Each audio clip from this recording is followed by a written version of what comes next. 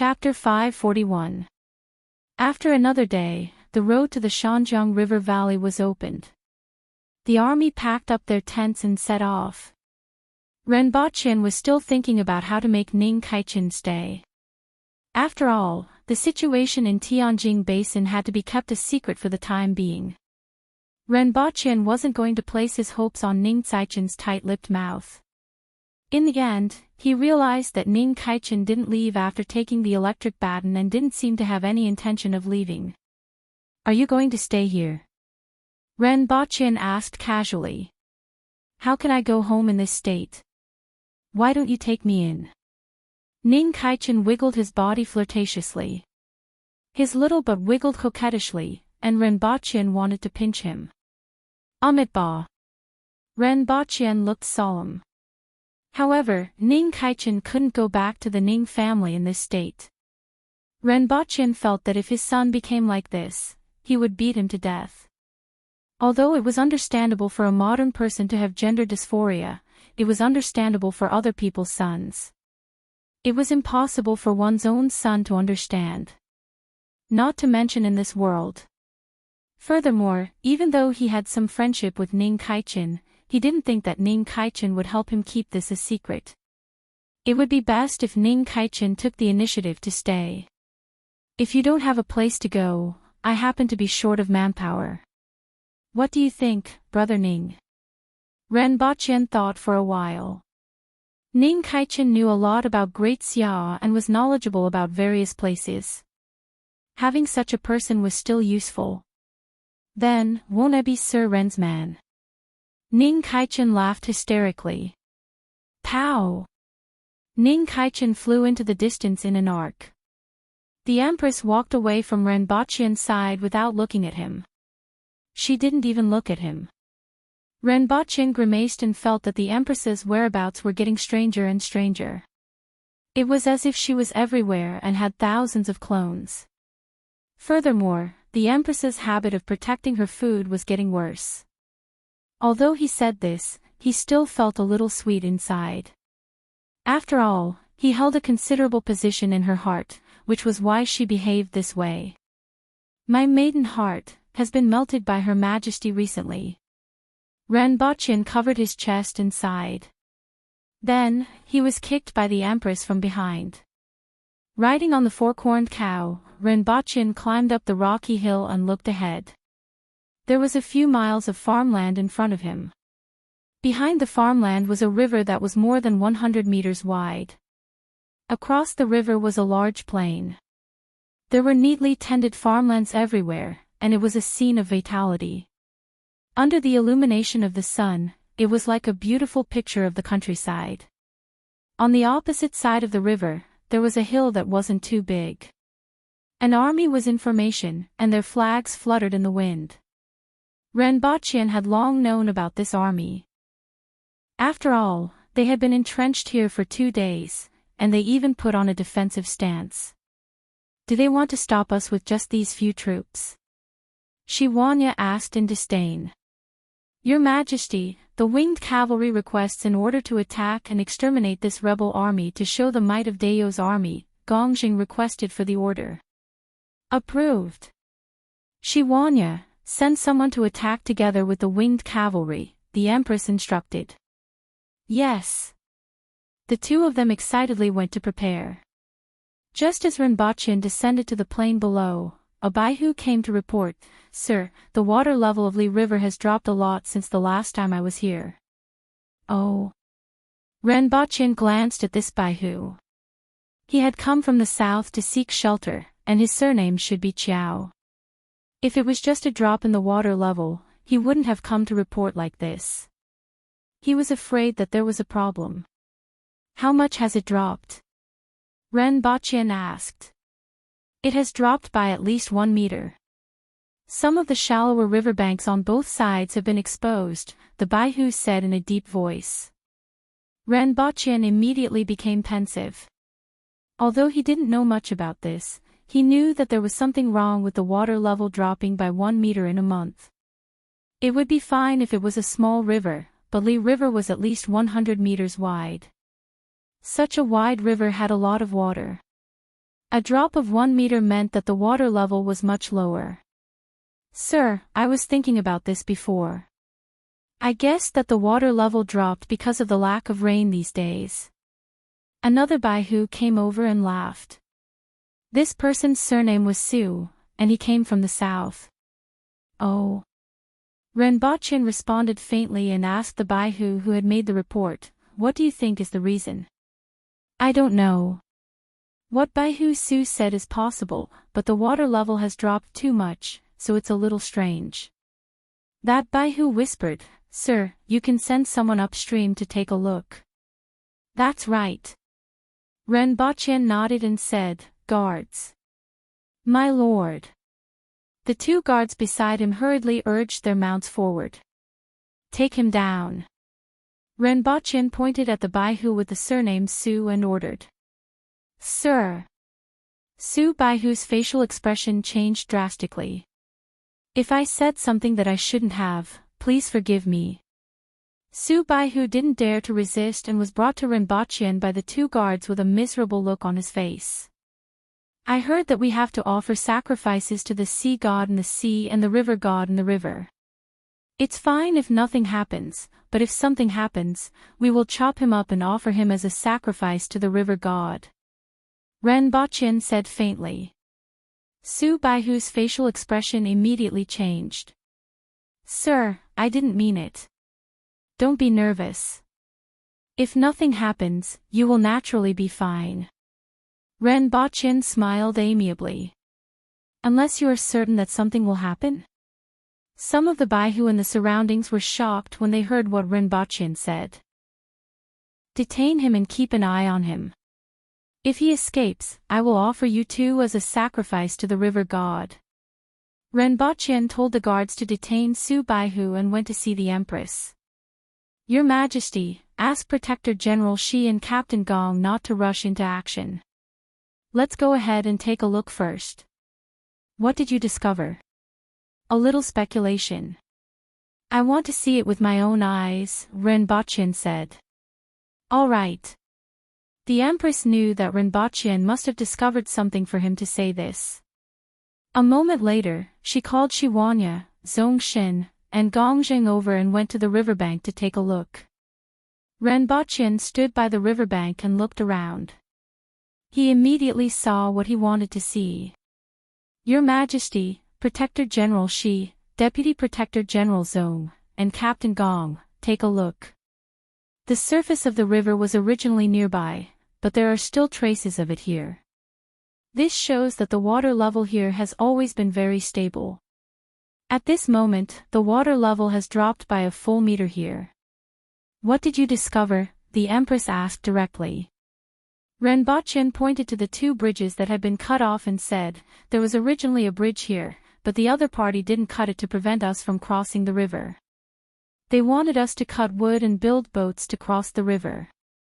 If the other party built a dam in advance to store water and waited for us to cross the river before breaking the dam to release the water, our army would naturally suffer heavy losses when the water rushed down. Your Majesty, we will know once we send someone upstream to check." "What Sir Ren said makes sense," Gongjing immediately said and then laughed. "However, this person underestimated our winged cavalry. Do we still need to build boats in this river? As long as we throw the tree trunks into the river, we can cross it. Then, the winged cavalry will attack the enemy. Currently, there are 700 winged cavalry warriors, and we won't be able to easily lose them," Renbochin said. The number of winged cavalry warriors had reached a very dangerous level. If they were to lose more of them, it would be difficult to fight the following battles. "Gongjing, send someone upstream to check," the Empress said. At this moment, on a hill opposite them, a young man was watching dozens of winged cavalry warriors rush upstream from the river.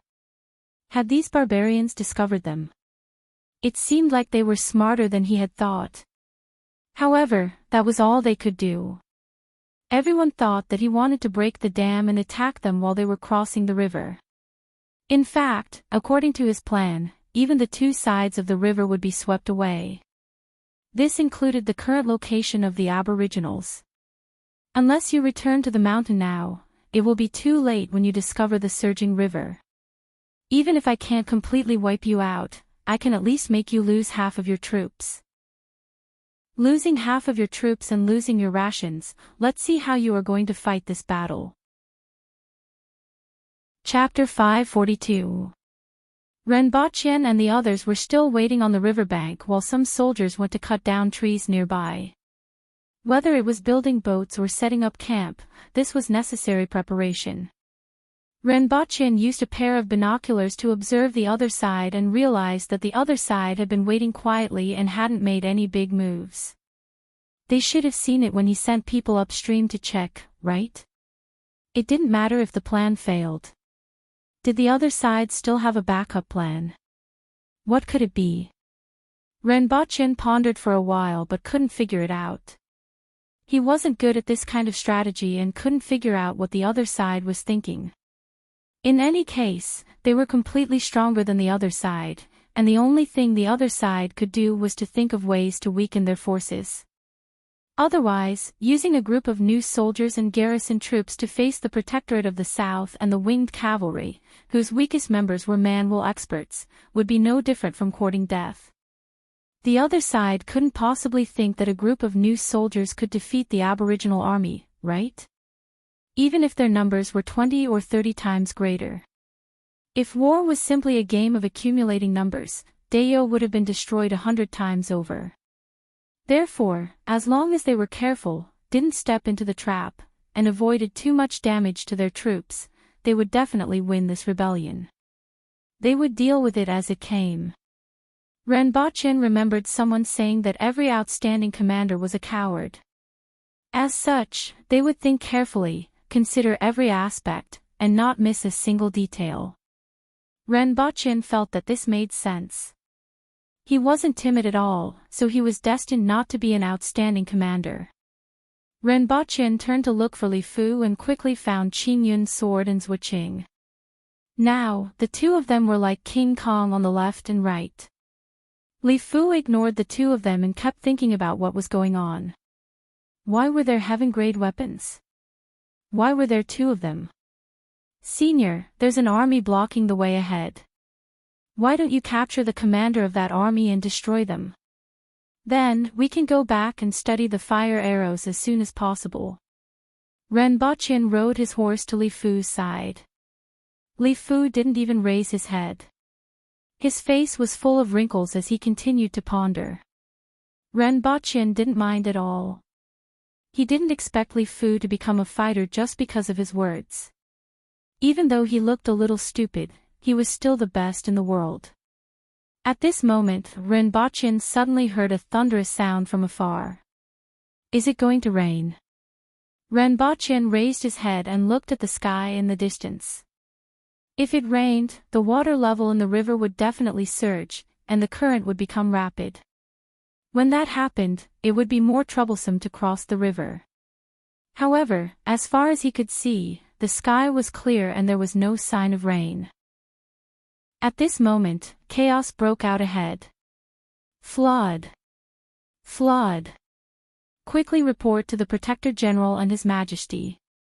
Retreat quickly, many soldiers shouted. Renbachien raised his eyebrows, leaped up from the back of his mount, and finally saw the scene in the distance. In the distance, a white line was rushing towards them. In front of the white line, dozens of small dots were running wildly in their direction like huskies that had lost their reins. F***CK. Renbachien really wanted to curse. So this was the other party's plan. The other party was not waiting for them to cross the river to burst the dam. The other party had accumulated enough water to flood both sides of the river. It was no wonder that the other party was not in a hurry. Even though they knew that they had sent people upstream to investigate, they did not take any action. The Empress and Shiwanya were faster than him. They had already leaped into the air and saw what was happening. They immediately shouted, "Everyone, retreat to the mountain and throw away everything. Everyone, retreat quickly. Don't panic. Quickly retreat to the mountain in order of distance," Shiwanya shouted. Renbochin landed on the back of the four-corned cow and looked at the hill next to him.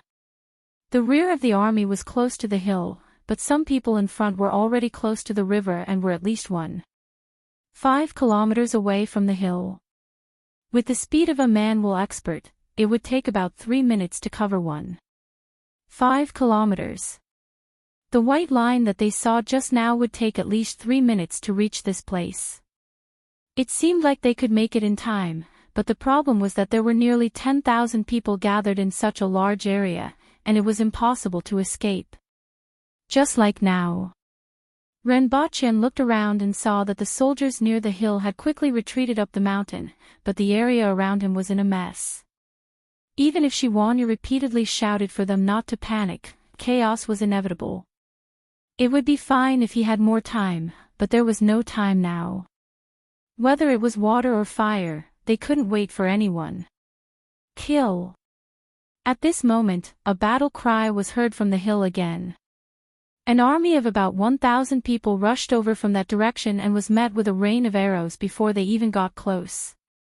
It's not an army, it's a martial arts practitioner. Even though Renbochin was far away, he could immediately tell their identities from their movements. It was almost impossible to ambush an army nearby, but it was entirely possible for a group of 1,000 martial arts practitioners to approach quietly. Damn it, are the people from the rearguard commandery eating sh*t? Renbochin was furious. The situation here was already chaotic, and the appearance of an enemy force on the hill made it even slower for them to return to the hill. If this continued, there was no telling how many people would die in this flood. Let's go. The Empress landed beside Renbochin, grabbed him with one hand, and charged toward the enemy force that suddenly appeared on the hill. Senior Li Fu! Renbochin shouted down at this moment. Your Majesty, look for Li Fu.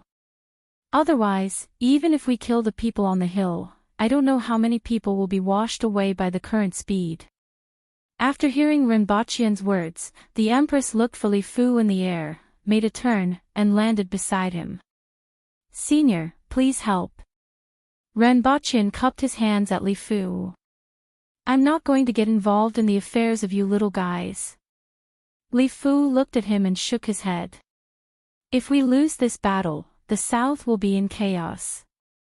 Outside, there are the Chen Nation, the Yun Nation, and Great Xia eyeing us covetously. If there is an internal rebellion, how will we have the ability to develop technology and manufacture rockets?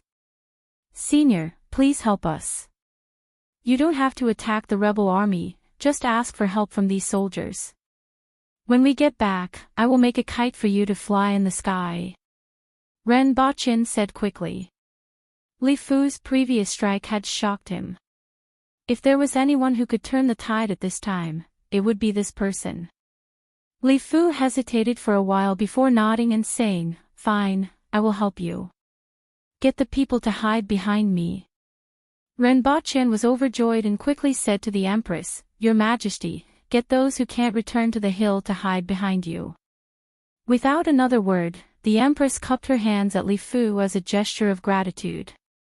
She then got everyone to gather behind Li Fu. After everyone had gathered, the Empress carried Renbochin and landed on a tree, closely watching Li Fu's every move. At this moment, the rebel army on the hill threw down a pile of corpses. After a short fight, only a small portion of them ran to the rear. Their goal was to delay the Aboriginal army for a moment, and they had achieved their goal. Renbochin looked ahead and saw that the surging tide was only 100 meters away from them. A huge wave that was more than 2 meters tall rushed toward them with great power and rumbling sounds. Li Fu was facing this wave with his staff, and behind him were thousands of soldiers squeezed together. In less than a dozen breaths, the wave was in front of everyone. Li Fu stared at the wave in front of him with a solemn face. The dragon turtle rod in his hand instantly became 2 meters long, and he pointed it forward. Boom! The wave in front of Li Fu exploded in a radius of dozens of meters. Li Fu was satisfied with the effectiveness of this strike. According to his estimation, this strike should be able to create a radius of 100 meters. However, the next second, the flood came crashing down. Li Fu was shocked. How could the power of this strike be so weak? Following which, he shook out a sky full of rod shadows and pointed them in front of him. At this point, the waves separated from where Li Fu stood and surrounded the soldiers behind him. The soldiers at the outermost layer could clearly see the countless fish in the water. Renbaqian and the Empress could see clearly from the tree that Li Fu didn't just use one strike, but countless strikes. Countless rod shadows filled the space in front of him. The flood was split apart in front of him and pushed outwards by the rod shadows that he used to point at both sides. The water collided with the water outside and was squeezed together again. However, it just so happened to let the soldiers behind Li Fu pass. From a distance, everyone looked like a reef standing in the water, allowing the water to wash them. Having the experience of smashing a mountain with one strike, Li Fu's rod shadows that filled the sky and split the water 100 meters apart didn't seem very amazing. After all, he only used one strike to smash a mountain, but now he used countless strikes. The area in front of Li Fu was completely covered in rod shadows. However, Li Fu's control of power could be said to be at the peak.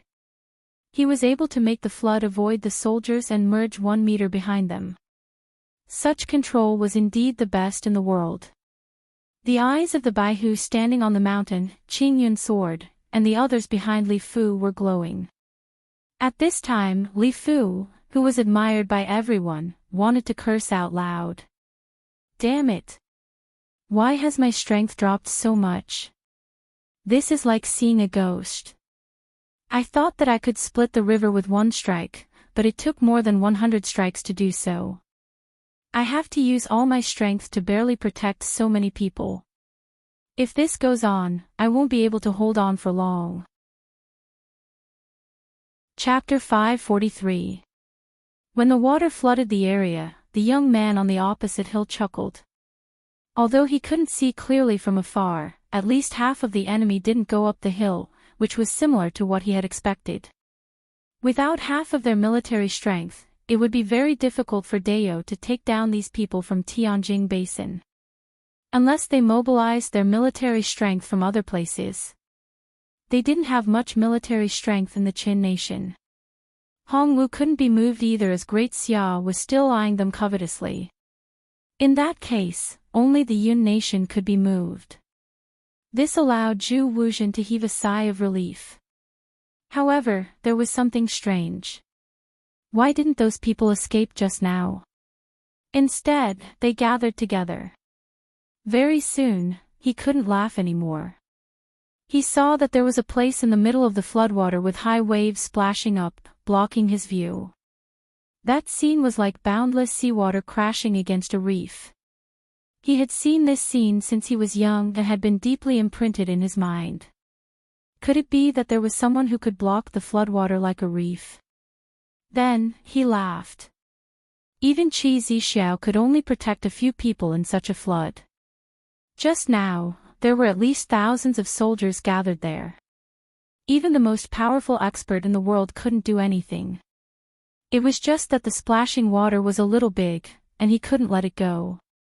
At this time, Li Fu had separated the floodwater, and the people below were temporarily safe. Ren Baqin finally had the spare energy to look around. What he saw was a vast expanse of water. This side of the river was flooded, and many places on the other side of the river were flooded as well. For example, the vicinity of the hill was flooded as well. As for the distance, it seemed that the terrain was a little higher than here, so it wasn't a big deal. Ren Baqin looked around and began to feel that the hill and the people on it were a little too much of an eyesore. Suddenly, an idea came to Ren Baqin's mind. He first turned to look at the Empress, who was concentrating on Li Fu's rod. He didn't know if she was comprehending it. Your Majesty! Ren Baqin called out softly. He was afraid that there would be an epiphany in this world and that people would disturb her, so he kept his voice very low. If the Empress was really comprehending the God's rod, his soft voice shouldn't disturb her, right? What's the matter? He didn't expect the Empress to immediately ask. Your Majesty, can you send me to the top of the hill? I have an idea. The Empress glanced at him, carried Renbachien, and pounced toward the direction of the hill. Every time they were about to fall into the water, she would slap the surface of the water with her palm and bounce up high. Pillars of water exploded on the surface of the river behind the two of them. Renbachien searched around the hill and found his bag first. These things were in the custody of the bodyguards, and he had brought them along with him. Then, he took out a few skunk bombs. Protector General Zong, can you shoot this thing at their hill? Renbachien found Zong Shin, pointed at the hill, and asked. Sir Ren, what are you doing? Zong Shin was stunned and didn't know what Renbachien wanted to do. Protector General Zong, can you do it? It's possible. As long as I tie this to the arrow, I will be able to step on the water and reach the river. Zong Shin muttered. That's good. Renbachien sneered. Come on, let's hurt each other. Tie this to the arrow. When you want to shoot, pull out the ring and shoot directly. You must be fast. Don't delay. After pulling the ring, this thing can't stay in your hand for more than 2 breaths. Renbachien didn't want Zong Shin to end up like Shirhu. Zong Shin would fight him to the death. Alright, teach me. Zong Shin took the skunk bombs from Renbachien's hands and then asked someone to bring him a bow and arrows. The bow that Zong Shin used was made entirely of metal. It was half the height of a person and the bowstring was as thick as a thumb. People would even believe that it was a city-guarding crossbow. An ordinary practitioner wouldn't be able to pull it at all. Zong Shin tied the skunk bombs to the arrows, changed his position, and adjusted his center of gravity. Then, he carried the arrows on his back and asked someone to bring 2 tree trunks that were as thick as an Aboriginal man's arm. They were chopped into 6 sections and clamped between his arms. Then, he leaped dozens of meters high from the hill. When he was about to land, he threw a section of the tree trunk at the landing point and did this. After a while, Zong Shin arrived at the original position of the river. After jumping up, he knocked an arrow and shot at the opposite side. He shot 3 arrows in a row. After landing, he bounced up and shot another 3 arrows. Then, when he landed, there was no place for him to stand on, and he plunged into the water. However, this current wasn't a threat to him. In the blink of an eye, he jumped out of the water with 2 big fish in his hands and threw them back when he was about to fall into the water. The 2 fish had already been pinched to death by him and were just enough for him to use as footholds. After the 2 fish, Zong Shin fell into the water again and caught 2 more fish to use as footholds. Finally, he returned to the hill. At this time, Renbachien was looking at the chaos on the opposite hill with a pair of binoculars and smiling happily. Sure enough, the pain of others was the source of his happiness. Are you guys going to jump into the water, or endure it? It's better to endure it. I can still kill them again later. 2 minutes ago, Zong Shin had attracted the attention of the other party when he jumped up. Seeing Zong Shin throw the driftwood as footholds and jump toward them, the young man muttered to himself, "What are you trying to do?" It's Zong Shin, the Deputy Protector General of the Protectorate of the South. No matter what he's trying to do, he's only one person. The 2 of us are confident that we can protect Mr. Ning, the 2 elders beside the young man said as they looked ahead. Although they couldn't defeat him, they could still escape with him. This person had an important status, and his military tactics and strategies were admirable.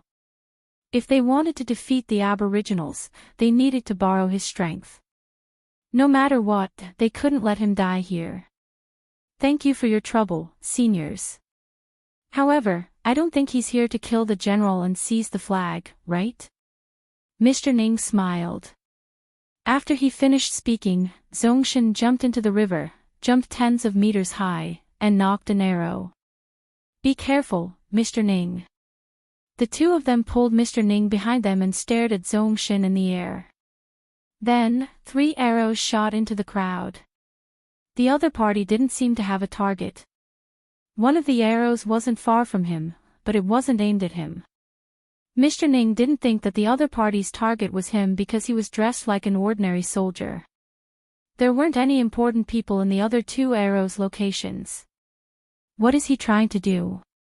This question popped up in Mr. Ning's mind. Then, the smell of 100 years of aging and 82 years of old feces and other indescribable odors entered his nostrils. Immediately, he felt as if someone had hit him in the head with a hammer, and he saw stars. Then, he punched him in the chest, causing his lungs to contract, and he couldn't breathe in any air. Poison. Just as Mr. Ning said this word, he vomited. Then, the violent vomiting made him vomit out everything he had eaten. He even wanted to vomit out his heart, spleen, lungs, and kidneys. Then, his vision turned black, and he fainted. The faces of the 2 old men beside him turned green. When they smelled this odor, they immediately recalled their tragic experience. The smell was much stronger than before, and it was even more powerful. Not good, retreat quickly. The 2 of them carried the fainted Mr. Ning and fled into the distance without looking back. Halfway there, they fell into the water. Mr. Ning woke up as soon as he fell into the water. Then, he choked on a mouthful of water. When he was lifted to the surface and smelled the pungent odor, he fainted again. As for the others, they felt like dying at this moment. Their eyes were seeing stars as they looked at the flood around them. To jump or not to jump? They had originally prepared a water attack for the other party, but now, they were completely trapped here. Chapter 544. The flood lasted for almost an hour before gradually receding. When the water level began to drop to his waist, Li Fu could no longer hold on. Fortunately, ordinary soldiers could completely resist the current momentum of the water. Ren Baqian was shocked when he saw Li Fu. Li Fu's hair and beard were stuck to his face was pale, and his eyes were lifeless. It was as if he had fought for 3 days and 3 nights and had been squeezed dry. He no longer had the demeanor of the world's #1 expert. "Senior, are you all right?" Ren Baqian asked cautiously. "Brat, you've harmed this old man. Stay away from this old man. Don't talk to this old man," Li Fu said weakly. Ren Baqian suddenly realized that the world's most powerful expert was still a human. In the beginning, Li Fu's rod that could shatter a mountain made him feel as if he had seen a god. Seeing him in such a sorry state, for some reason, she felt secretly pleased. Although this feeling was unfounded, the other party had helped to protect thousands of soldiers. However, Ren Baqian was relieved that a deity had become immortal. After all, Li Fu was too strong, so strong that people could only look up to him. Even the Empress couldn't compare. "Senior, please have a good rest first. I'll get you some nourishing things like saber-toothed tiger penis, panda penis, wolfberry, epimedium, and desert cistanche to help you recover." Ren Baqian smiled eagerly. Where did all this nonsense come from? Li Fu was so angry that he blew his beard and glared at him. He might not understand other things, but how could he not understand tiger penises? He had not been close to a woman for more than 200 years. If he ate the whip of a sharp-toothed tiger, how could he sleep well? After seeing that Li Fu had found a place to lie down and rest, Ren Baqian looked for the Empress and said, "Your Majesty, although the soldiers are fine, the military supplies are all gone. Other than the winged cavalry's mounts, all that was left were the cows and goats that were sent over from Goose City. These cows and sheep had been at the back, but they were driven to the hill in time. However, meat was only eaten together with grains before the war. If the entire army ate as much as they wanted, it would only take one meal.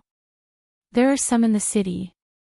She then called for Shiwanya and said, get the soldiers to chop down trees and build rafts to cross the river. He then called Gongzheng and said, get the winged cavalry to get ready.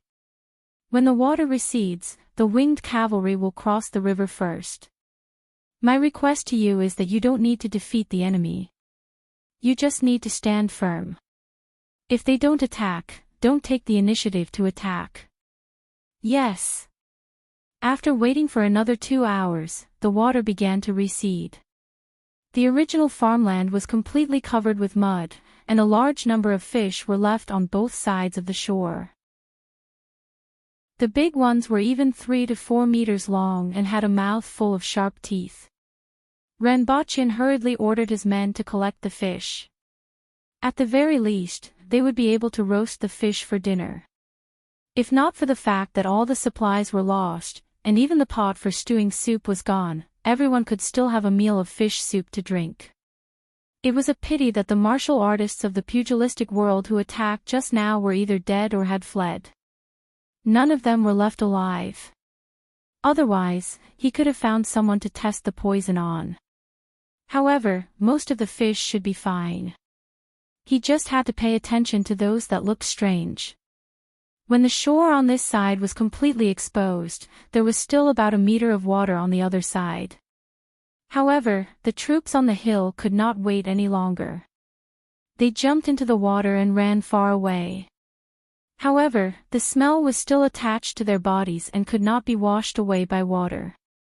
A group of people in the water despised each other. In the end, the whole army scattered like a line of soldiers and ran towards the city in the distance. When the opposite shore was exposed, the winged cavalry began to prepare to cross the river. At this time, the water began to weaken. Like Zongshan just now, the winged cavalry threw a piece of wood into the water. Dozens of people worked together, and there was a piece of driftwood every 5 to 6 meters. It was as if there were 3 floating bridges in the water. Then, they jumped across one by one. Occasionally, a few idiots stepped on both ends of the driftwood and immediately fell into the water. By the time they grabbed onto the driftwood and got up, they had already been used as a human ladder by the people behind them. They suffered countless kicks before they reached the shore with bruised noses and swollen faces. After that, he used 7 or 8 tree trunks to form a wooden raft, which was connected together to form a floating bridge in the water. By the time the sky turned dark, everyone was already on the other side of the shore. During this period, a Baihu sent a message. It was that the army that had escaped had reached the city in front, but they were not allowed to enter. Instead, they went around the city and went to the rear. Otherwise, the smell of those people alone would have reduced the fighting strength of the defending army by 30%. At the same time, the fighting strength of the soldiers attacking the city would also be affected. Not everyone could remain unmoved in the face of such a fresh smell. After everyone reached the opposite shore, the fish collected from both sides and 1/3 of the cattle and sheep were enough for everyone to have a full meal. The army began to advance during the night, and when the moon was in the middle of the sky, they reached the vicinity of the city that they had seen earlier. Your Majesty, this is Shuang City. This is the territory of the southern metropolis. It is said that Xia Kun of the southern metropolis is in the city, and there are at least 100,000 soldiers in the city. Renbochin stood beside the Empress and pointed to the city in front. Under the illumination of the torches, the top of the city wall was filled with soldiers armed with bows and arrows, swords and spears. It was full of an austere atmosphere. On top of the city gate, a few people who looked like generals were looking in the direction of the crowd. They clearly knew that the aboriginal army was already here, but even with the help of the moonlight, they couldn't see too far. They could only vaguely see some silhouettes and hear the sounds transmitted by the wind. They could hear and know where they were, but they couldn't see anything. This made the people on the city wall feel a little depressed. On the other hand, the aboriginals could see everything clearly from the top of the city wall. Pass down the order to rest for 30 minutes and then attack the city overnight, the Empress instructed Shiwanya. Renbochan also distributed the grenades that they had brought this time. In the end, there were only 60 to 70 things that looked like smoke bombs. Renbochan looked at these things and immediately laughed. Previously, when he bought the grenades, he brought them along with him, thinking that they might come in handy. He didn't expect them to be put to use so soon. He found Gongzhang and instructed him on how to use them so that he could distribute them. After 30 minutes, Shi Wanyu began to organize the soldiers. His loud voice pierced through the night sky, causing the people on the city wall to immediately become nervous. They are going to attack. Archers, get ready. Boiling oil, a person who looked like a general on the city wall ordered. The boiling oil that was previously boiling at the top of the city wall was immediately moved to the top of the city wall. Everyone's eyes were fixed on the darkness below the city wall. They could vaguely see silhouettes swaying in the darkness, muffled footsteps approaching the city wall, and loud shouts could be heard continuously. Each and every soldier nervously clenched the weapons in their hands, even though this didn't give them much sense of security. After these days of propaganda, everyone knew what kind of people were in the darkness. They were the savage barbarians. Everyone believed that the city would be massacred after it was breached. Whether it was for themselves or for their families, they had to go all out today. Even if they had to die, they had to take a bite out of the other party. The general at the top of the city wall picked up a torch and threw it forward, immediately illuminating a tall figure. Shoot! Everyone immediately shot the arrows in their hands in the direction that they had seen just now. A group of people who had emptied their bows immediately switched positions with the people behind them, and another batch of arrows rained down on the darkness. In the darkness, a large expanse of saber light also lit up, forming a mass of light and shadow that blocked the arrows. Hundreds of people quickly rushed to the bottom of the city wall. At the same time, dozens of cylindrical objects were thrown toward the top of the city wall. Lower your heads. Gongzhang shouted, and all the winged cavalry warriors immediately lowered their heads. Bang! Different from the explosion of a grenade, there was a loud sound that was accompanied by a strong light that exploded in the air. It was a blinding area of up to 30 meters, and it was in the middle of the night. Everyone was staring at the darkness closely, and the sudden flash caused even more damage. More than half of the people on the top of the city wall who were staring down only felt their vision go white, and then they couldn't see anything. This included some of the martial artists on the top of the city wall. All of them covered their eyes and howled, "I can't see anything." However, not only could many people not see anything, but they also couldn't hear anything. In addition to the intense light that reached up to 1 million candelas, the explosion of the flash grenade also produced a noise that was 170 to 180 decibels at close range, causing some people to temporarily go deaf. Suddenly, they couldn't see or hear anything, and it caused a huge panic on the city wall. Due to the sudden fear, many people squeezed and bumped into each other. One by one, boiling pots of oil were knocked over, causing even more chaos. Many people even fell from the top of the city wall in panic. At this moment, hundreds of small melons were thrown onto the top of the city wall. Boom! Boom! Boom! A series of explosions and flames immediately rang out on the city wall. After that, 700 winged cavalry warriors jumped onto the city wall and used their saber lights to create a rain of blood. Previously, the rebel army had made all kinds of preparations and plans. Even though the landslide and water attack strategies had failed, they still had a certain level of confidence. They had enough troops to defend the city. Chapter 545. When the winged cavalry attacked the top of the city wall, the city commander's residence was brightly lit. Xia Kun sat at the head of the table with a glass of wine in one hand, looking like he was deep in thought. Earlier in the afternoon, he had received news from his scouts that the aboriginals did not lose more than half of their forces, as they had expected. Instead, they suffered almost no losses. This made him unable to understand how the Aboriginals had managed to do it. Subsequently, he guessed that the Aboriginals would likely attack the city overnight. After all the supplies had been washed away.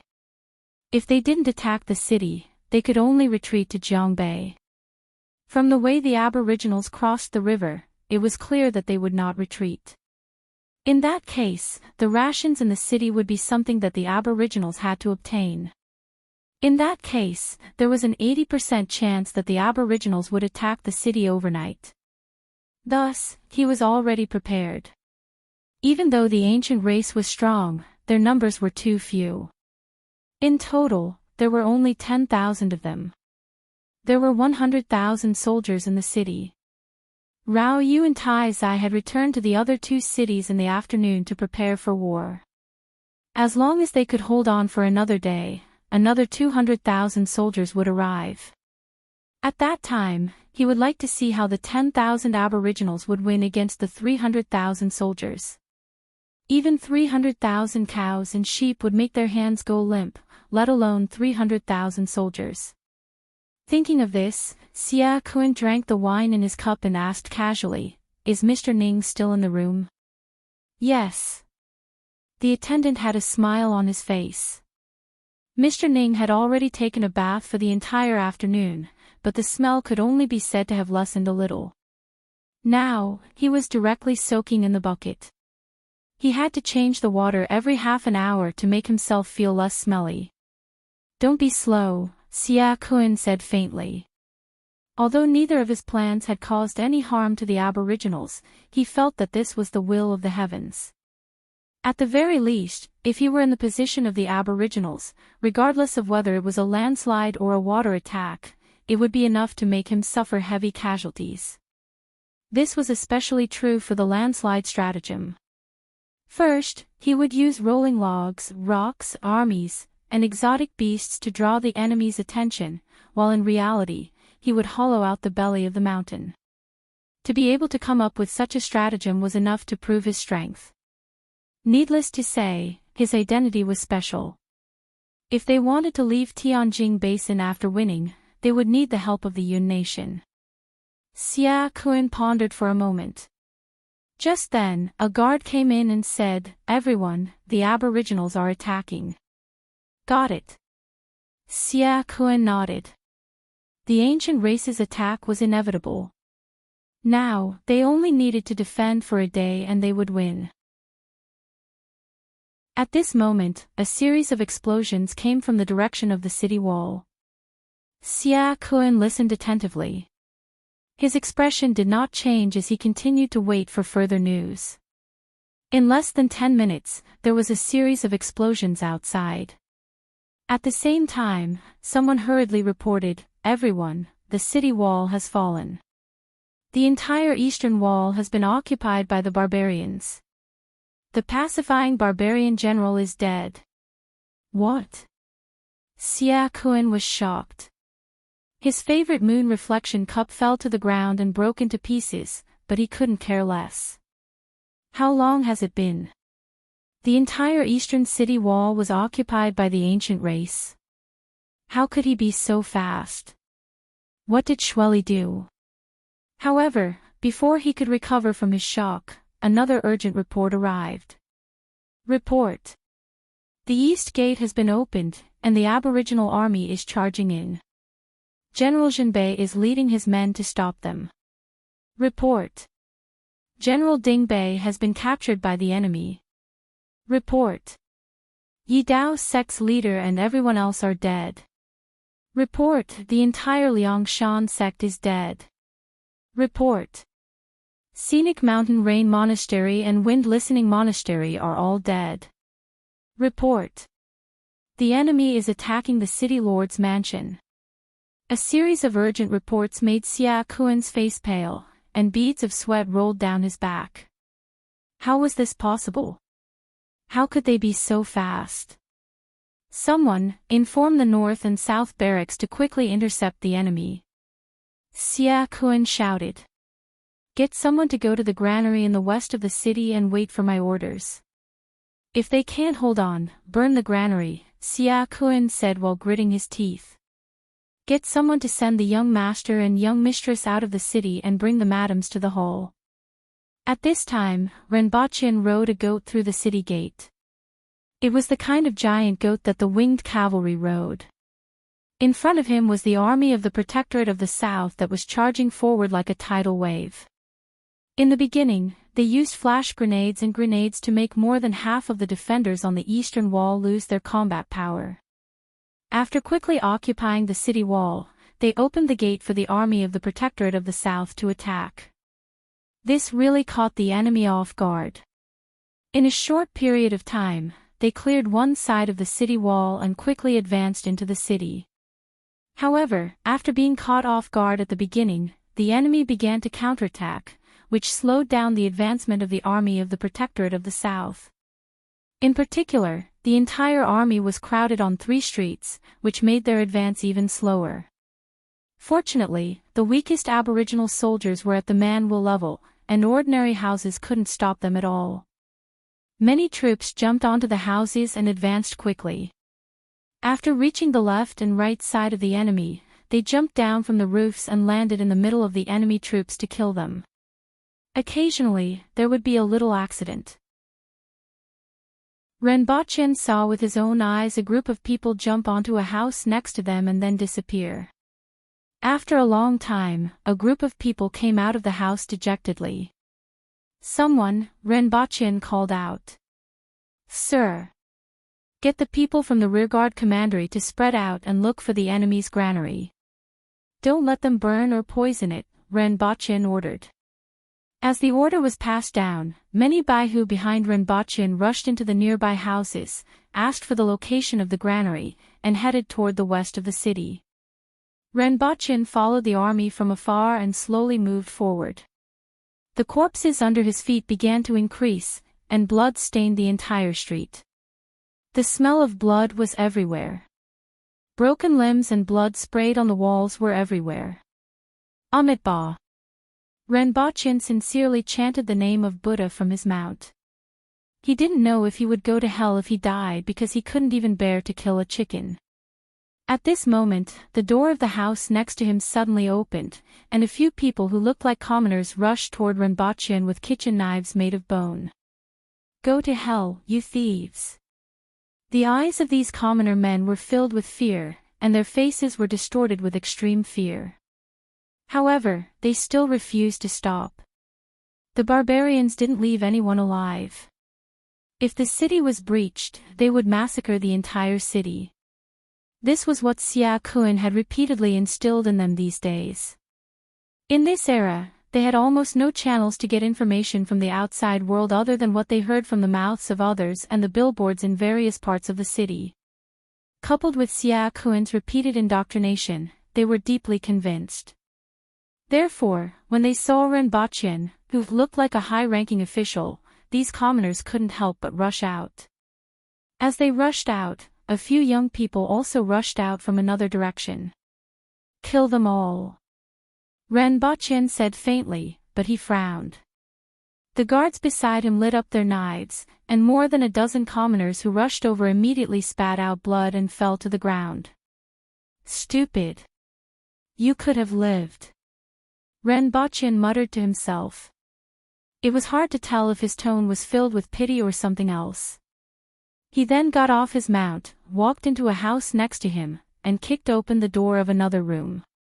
After sizing it up, he said, "Search and see if there are any survivors. Search the other houses where people came out as well." In just a moment, more than a dozen men, women, and children were thrown in front of Renbochin, and 2 of them had their arms chopped off. All of them looked at the man in front of them with fear and hatred. "Why did you attack?" Renbochin asked faintly. It was obvious that the army was fighting and not harassing the commoners. Why did they resist? Why did they attack him? You bunch of bastards! If you don't die, we will. A middle-aged man who had one arm chopped off cursed. He knew that he was going to die. Why do you say that? Renbochin squatted in front of him and asked calmly. You will die a horrible death. That man continued to curse. Wrong answer. Renbochin got up, kicked the man to the ground, and stepped on his neck. The sound of bones breaking could be heard by everyone. Next. Who can tell me why exactly? Renbochin looked down at the crowd and asked. After a while, Renbochin got the information he wanted, turned around, and walked slowly along the long street. These rebels really dragged everyone down with them. It had to be said that Xia Kuan's brainwashing was quite successful. These fools. Sir, these people. Kill them. Chapter 546. Sir Ren, it's time to leave. There's an army coming from behind. It's the enemy. As Renbochin walked on the street, endless shouts of killing could be heard in front of him. A guard suddenly ran to Renbochin's side, lifted him, and placed him on his mount. There were 18 other guards around him. There were supposed to be 20 of them, but Sure who was placed on leave by Renbochin and was still staying in Zhongbei. They are civilians. How dare they drag civilians out and kill them? Your parents and relatives are all in the city. If Shuang City is breached, everyone will die. Even if you have to risk your life, you must kill all these barbarians. Even if you don't have any weapons, you must take a bite out of them. Behind Renbochin, shouts of anger or mixed with other emotions could be heard. However, these words and the corpses as proof were quite effective in boosting morale. Renbochin rummaged through his bag on his mount. There was a pistol, an AK, more than 100 bullets, a few grenades, and a few skunk bombs. Unfortunately, his gun was in Goose City, and he didn't have enough bullets. Otherwise, he could have staged a 1 versus 10,000 show. Looking back, he could already see a tidal wave of soldiers surging in his direction. Renbochin picked up a skunk bomb, pulled off the safety, and threw it toward the rear. Oh no, it's poisonous. The tidal wave of soldiers panicked. Don't be afraid. This isn't poison, it's just a little smelly, someone immediately shouted from the houses on both sides. It seemed like they had seen this thing before. However, the smell was really suffocating.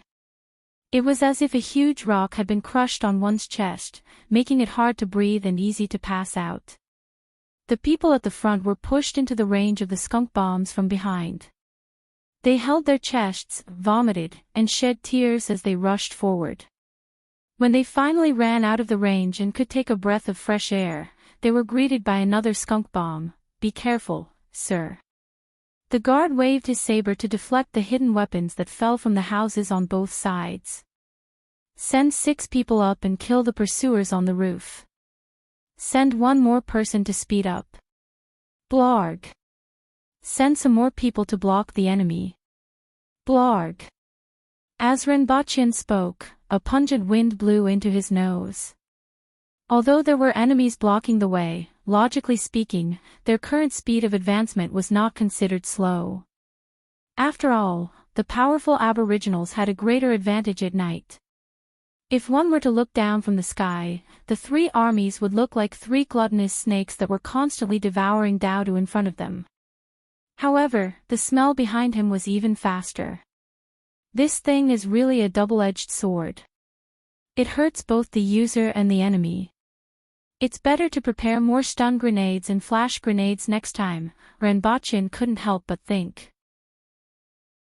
But even so, the skunk bomb could be very useful sometimes, especially at this time, so he had no choice but to use it. For example, right now, the pursuers behind them were crying and vomiting as they chased after them. They probably only had half of their forces left.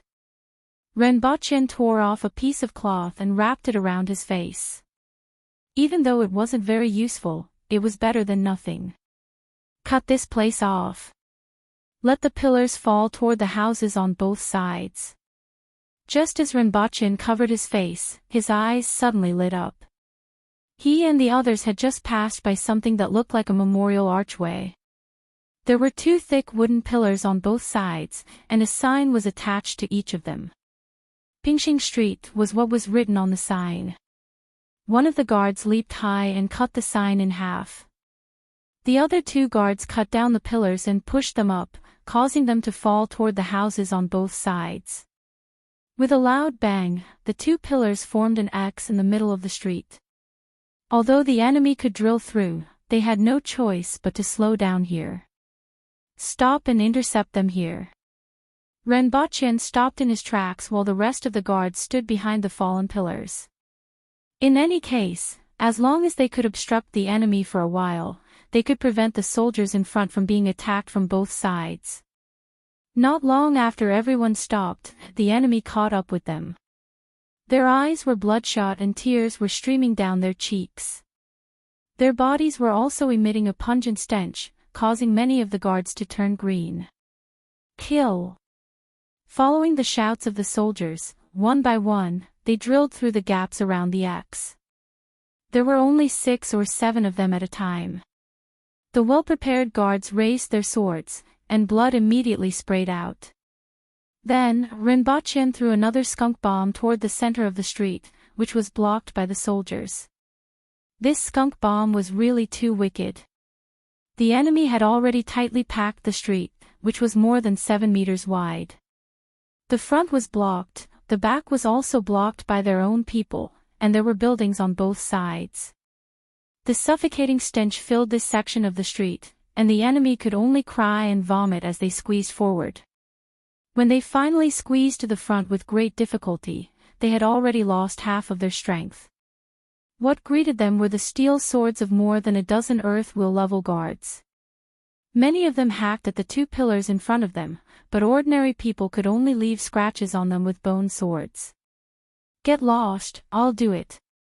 A burly man squeezed out of the crowd and lifted a pillar. The others followed suit and tried to move the 2 pillars away.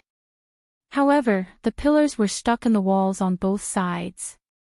When they tried their best to lift the pillars, they were greeted by several sword rays. Renbachien looked up and saw figures moving quickly on the roofs of the houses on both sides. Fortunately, those experts didn't take the usual route and were all on the roofs. That was why the street below was able to block the enemy for so long. Following a series of dull footsteps, Renbachien looked back and saw an army of a few hundred people rushing over. Sir Ren. They cupped their fists and greeted. I'll leave it to you. Stop them. Renbachien called for his guards to quickly withdraw, and the reinforcements immediately sent some people to block the enemy. Renbachien jumped down from his mount, jumped onto a roof, and looked at both sides of the street. Sure enough, they were also blocked from behind. In the distance, he could see densely packed torches rushing in this direction. If the entire city was a big piece of pie, then the Aboriginal army was a steel knife that directly cut into it. However, after the steel knife was pulled out, the pie behind the steel knife closed up again, leaving only a small gap. Seeing Renbachien appear on the roof, a few people who looked like captains immediately jumped onto the roof. Bang! Bang! Bang! Renbachien shot down the people who jumped onto the roof and threw 2 skunk bombs down. Seeing that many people were pointing their bows at him, he quickly jumped down. Let's go! Renbachien jumped back onto his mount and called out to the guards.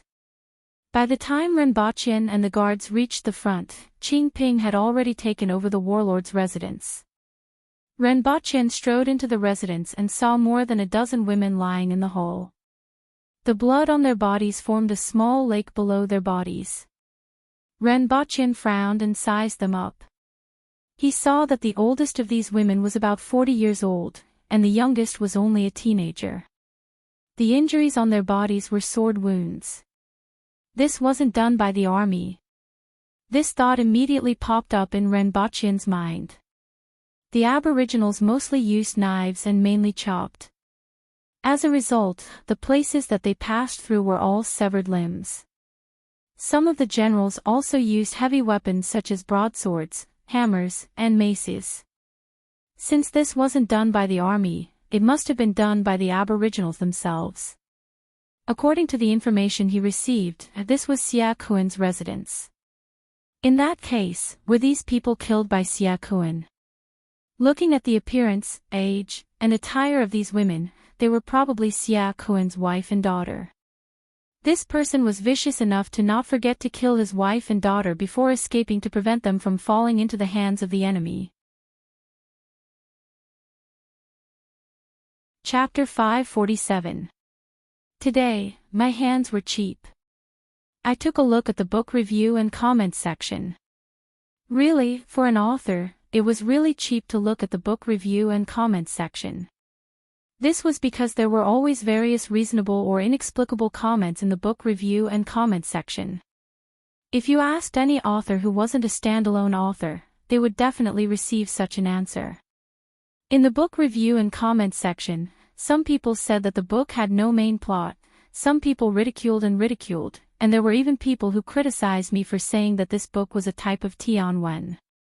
I only wanted to say one thing: no main plot. Isn't recovering Tianjing Basin the main plot? If we don't recover the people here, do we rely on the Aboriginals to develop technology? In my setting, this part of the content is part of the main plot. As for the rest, I'm too lazy to explain. You can think whatever you want. In fact, I don't even know what the main plot in your hearts is. I'll tell you my story.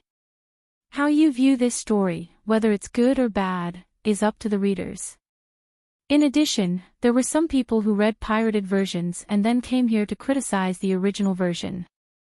I didn't want to say anything about how much a book cost per month.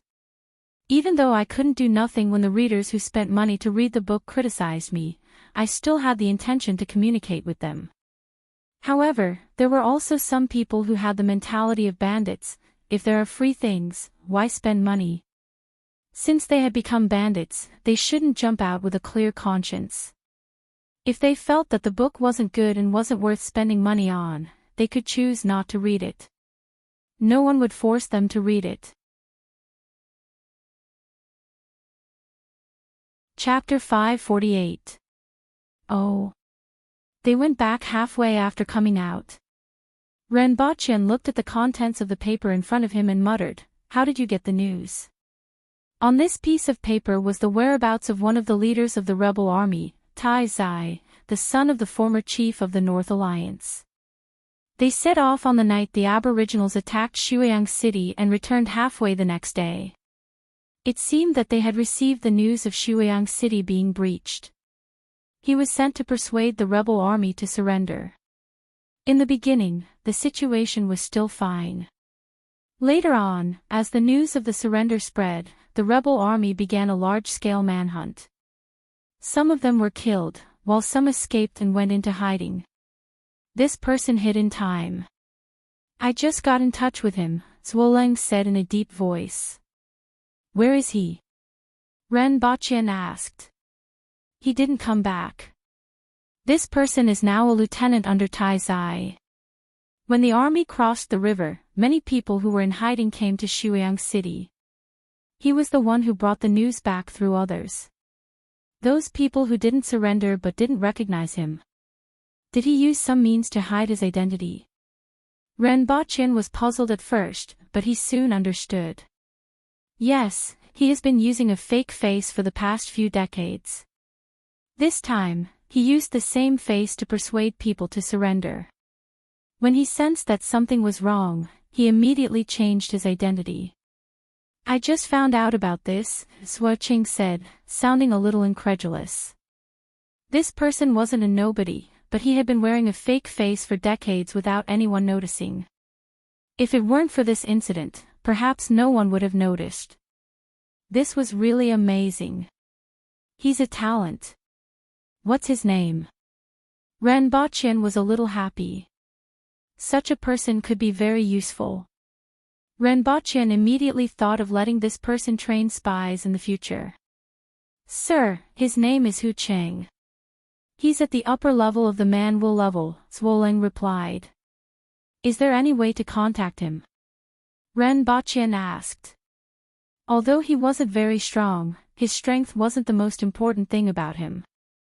He left a way to contact him. As long as you put the news somewhere on time, he will naturally get someone to retrieve it, Zwolang said. Well, let him bring back important news from Tai Zai and don't expose his identity because of some insignificant news. If you discover that something is amiss, get away in time. If necessary, send someone to support him, Ren Bachien instructed. As for those who came back, I'll meet them in the afternoon. Have you found the location of the rearguard commandery? Sir, we've found a suitable residence. The owner has already moved elsewhere. Yes. Ren Bachien nodded and asked, how are the 3 scholars from Great Xia doing? Not bad. You can infer some useful information from some intelligence reports. After understanding the situation, Ren Bachien dismissed Zwolang. In the afternoon, he met with those martial artists who had managed to escape the calamity in the south and absorbed them into the protectorate. After all, those who survived in that kind of situation were either good at hiding, good at escaping, or careful and cautious enough. No matter which one it was what he needed. At night, Ren Bachien returned to Earth. He had been busy with various things in Dayo for the past few days and could finally rest after returning to Earth. Unfortunately, in a place like Congo, where black men were everywhere, he didn't even have the guts to entertain himself. Just as he switched on his phone, he saw a series of messages from Yang Senator. According to what Yang Sen said, Ren Bachien checked on the internet and found out that a lot of things had happened in the country recently. The biggest thing was that a few big tigers had fallen one after another. And this was what Yang Sen wanted to say. It seemed like this was his explanation for Ren Bachien. Looking at the slightly familiar names and their identities, Ren Bachien finally heaved a sigh of relief. Fortunately, he didn't use some small fries to fool him.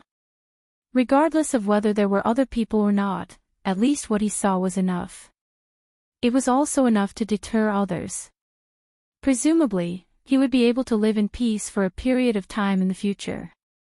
After staying in Congo for another 2 days, Ren Bachien made contact with a relatively big arms dealer. He was said to have a lot of connections. Some things that weren't easy to get could be obtained if one was willing to pay a high price. For example, a tactical nuclear bomb with a yield of 2,000 tons. Back then, the US bombed a 14,000-ton atomic bomb, causing 200,000 casualties. The number of deaths on that day was 80,000. If used well, a tactical nuclear bomb with a yield of 2,000 tons was enough to wipe out an army of tens of thousands. This kind of power could already be considered a precious military artifact. What was more precious was the deterrent power of this weapon. As long as it was used once, everyone would have to kneel if a nuclear warhead was thrown at them. Unfortunately, this was only a rumor. Since both parties weren't familiar with each other, the other party naturally denied it. Ren Bachien left the contact information of the arms dealer and was prepared to find out more about him in the future. If he could get 1 or 2 nuclear bombs from the other party, he would definitely give one to Xiao Baichong. After settling this matter, Ren Bachien finally got on the plane for the return trip. The moment he stepped on the plane, many people in the distance heaved a sigh of relief. Many people were afraid that he would hook up with some flirtatious slut outside, which would be troublesome. Ren Bachien got off the plane and rushed straight to the Messier 87 department. He was very interested in the research results that Yang Sen had sent him. Both parties met and pretended that nothing had happened in the past month. You said that you found meridians? Ren Bachien was the first to ask. This kind of research progress made him extremely concerned. Yes, take a seat first. Yang Sen asked, do you want some tea? After making 2 cups of tea, Yang Sen said, we have indeed found it. It's called the mesenchyme. In fact, it was first discovered overseas. It's an extremely small network of channels filled with liquid that penetrates the connective tissue. It exists under the human skin and is responsible for the circulation of water in the human body. It's like the highway of liquid flow in the human body. The mesenchyme is known as a kind of organ. Although it was first discovered overseas, there hasn't been much research on it due to the lack of time. Recently, our researchers have made a new discovery through the corpses provided by you and some man-will experts who have reached the man-will level. After a practitioner reaches the man-will level, the essence and blood in the body will be transformed into qi. This qi is constantly flowing in the body, and the channel through which it flows is the mesenchyme. This is also known as the meridians. After Yongsan finished speaking, Rinpoche immediately gave him a thumbs up and said, "Great discovery. After this discovery, we have already optimized the previous martial arts techniques. Now, it is more suitable for warriors in the environment of Earth. I want a copy." Rinpoche laughed. The research had finally yielded results, and it was indeed a happy thing. Now, he finally saw some returns. He could rest assured that he could hand over this kind of optimized martial arts technique to his parents and Renwanyan. We need more martial arts techniques. The more comprehensive the database is, the more we can research, Yongsan said. Yes, I just happen to have a batch of martial arts techniques. It's better than what you have obtained previously, Rinpoche said. You really won't release the eagle until you see the rabbit. Yongsan couldn't help but say. Don't say that. You have to let me see some returns. After all, compared to what I have given you, what you have given me is already very little. Furthermore, this batch of things was indeed obtained recently. You also know that I have been at war recently and have just raided a large number of sections. Rinpoche laughed heartily. Oh. Yongsan immediately revealed a look of extreme interest. I won't say much. Anyway, I do have a batch of secret manuals. I will pick out a portion and bring it to you. Rinpoche waved his hand. He didn't want to talk too much about Dayo. We also need the corpses of experts. The samples are still too few, Yongsan immediately said. Chapter 549. Sir, you are back. The 6 of them were pleasantly surprised to see Rinpoche. Where is Her Majesty? It's Big Boss and Second Boss. Her Majesty has conquered Shuiyang City and is busy suppressing the rebellion, Rinpoche corrected them. It's a pity that we can't follow Her Majesty into battle. They felt that it was a pity that drinking here wasn't as fun as chopping people's heads off. Your teacher has gone back for the new year. You guys can stay here for the time being. 2 of you, come with me, Rinpoche instructed as he went to change his clothes. He didn't go back for the new year last year, and it was time for him to go back this year. The main thing was to bring back the improved martial arts manual that he had just obtained. Rinpoche first called Renwanyan to confirm that he would be at home for the next 2 days before leaving with the 2 winged cavalry warriors. Although it wasn't really necessary, these winged cavalry warriors still wanted to see the outside world. After all, they weren't brought here just to be gatekeepers. It had to be said that bringing 2 winged cavalry warriors out would reduce the number of people turning their heads and the deterrent effect of going out with the Empress. While they were on the plain, the 2 winged cavalry warriors kept looking out of the window. Their eyes were wide open, and they kept muttering, "Oh. Oh. Ah. Oh." Looking at the stewardess' expression as if she had been molested, Rinpoche wanted to throw these 2 shameful fellows out of the plane. After spending some time returning to the neighborhood, Rinpoche sighed for a long time downstairs. When he went upstairs and knocked on the door, he was surprised to find a family that he didn't know at all. The other party was also at a loss when they saw Rinpoche and the 2 winged cavalry warriors who had the word thugs written on their faces. Rinpoche only found out after a call that his family had moved and rented out their old house without him knowing. "Dad, tell me the truth. Am I your biological son?" Renbochin asked in astonishment. You finally asked this question.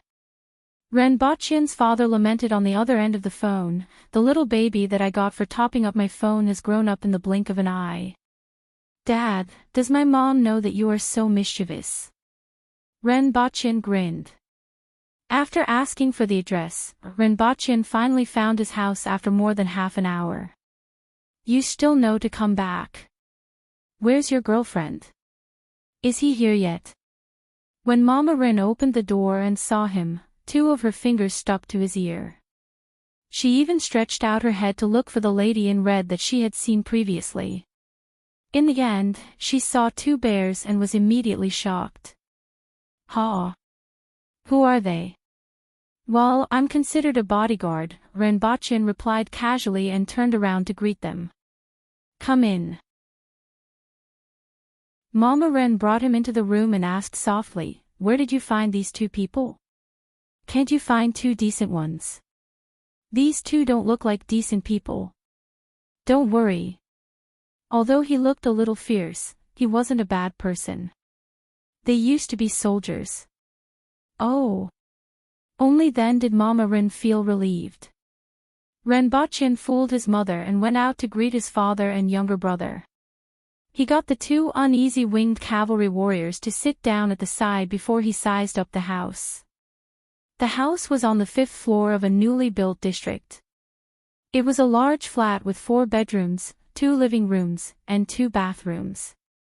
It was about 200 square meters. The decorations were simple, mainly in dark colors, looking a little old-fashioned. However, the house that his parents lived in was whatever they wanted. Mom, Dad, Wanyan, I have something to tell you, Renbochin said after looking around the house. Why? Are you getting married? Papa Ren asked in surprise. I'm the last to know.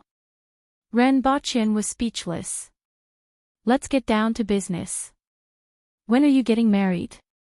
Mama Ren couldn't help but ask. In another 2 or 3 years, Renbochin said helplessly. In another 2 or 3 years, your classmate's son will be in primary school. We won't be able to help you take care of the child, Mama Ren said sourly. Renbochin paused for a moment.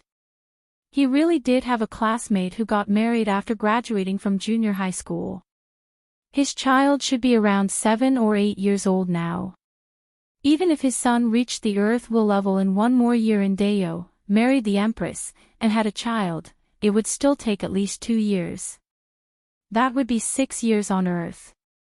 Let's get down to business. Renbochin threw these thoughts to the side. Papa Ren and Mama Ren could finally sit on the sofa and listen to him. Now, the nation has sorted out the ancient books and researched the cultivation method. Although it can't make you immortal, it can strengthen your body and prolong your life. I have practiced Tai Chi, and your mom can do square dance. Papa Ren looked like he thought Renbochin was going to say something, but it turned out to be this. It's not the same. Renbochin shook his head. He raised his hand and smashed the coffee table in front of him, smashing it into pieces. Papa Ren, Mama Ren, and Ren Wanyan were shocked. This coffee table was made of solid wood that was 6 centimeters thick. Even if it was smashed with a hammer, it would have to be a large one. Renbochin actually smashed it with his bare hands. That's basically it. Strengthen your body and prolong your life. At a certain stage of cultivation, it's entirely possible to live to 150 or even 200 years old, Renbochin said. You're not bluffing. The 3 of them still felt that it was a little unbelievable. They knew what Renbochin was like originally. However, in recent years, he had become a little unrecognizable. Being rich was one thing, and it was still within an acceptable range. However, the scene in front of them was a little scary. This slap on the coffee table. If it were to be slapped on a person. It was scary just thinking about it. If this kind of martial arts is spread, it will have a great impact on society, so it won't be made public for the time being. However, some people have already started to practice it, especially in the military and some special departments. So what you mean is, I brought it back for you to practice. Don't you have any confidentiality rules? If others find out, you don't have to worry about this. However, you can only practice it yourself and can't pass it on to others. Don't leak it, including my 7 aunts and 8 aunts. If it gets out, I will be in some trouble, Renbochin said faintly. The nation wasn't ready and wouldn't make it public for a while. Even if Yongsan didn't inform him, he wouldn't do this. The more people who knew about it, the higher the possibility of it getting out. It wouldn't be good if it caused trouble. After a while, the 3 of them finally digested what Renbochin said. He then took out a USB and plugged it into the TV for them to watch. At the same time, he also explained some of the things that needed attention. In addition, he would get people to send some food regularly in the future. After all, martial arts didn't only require practice, but also nourishment.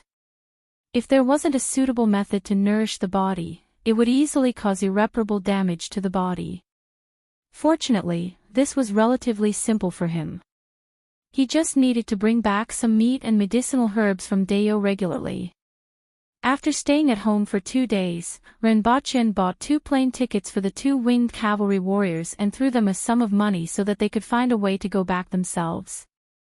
Whether they took a plane or chartered a car, Renbochin didn't care. He wasn't a nanny, and these winged cavalry warriors had to learn to do things independently in this world. As for himself, he collected 1,500 grenades and 300 flash bombs from somewhere in the city before returning to Dayo. Chapter 550. After the Aboriginals occupied Shuiyang City, the people in the city experienced despair at the beginning.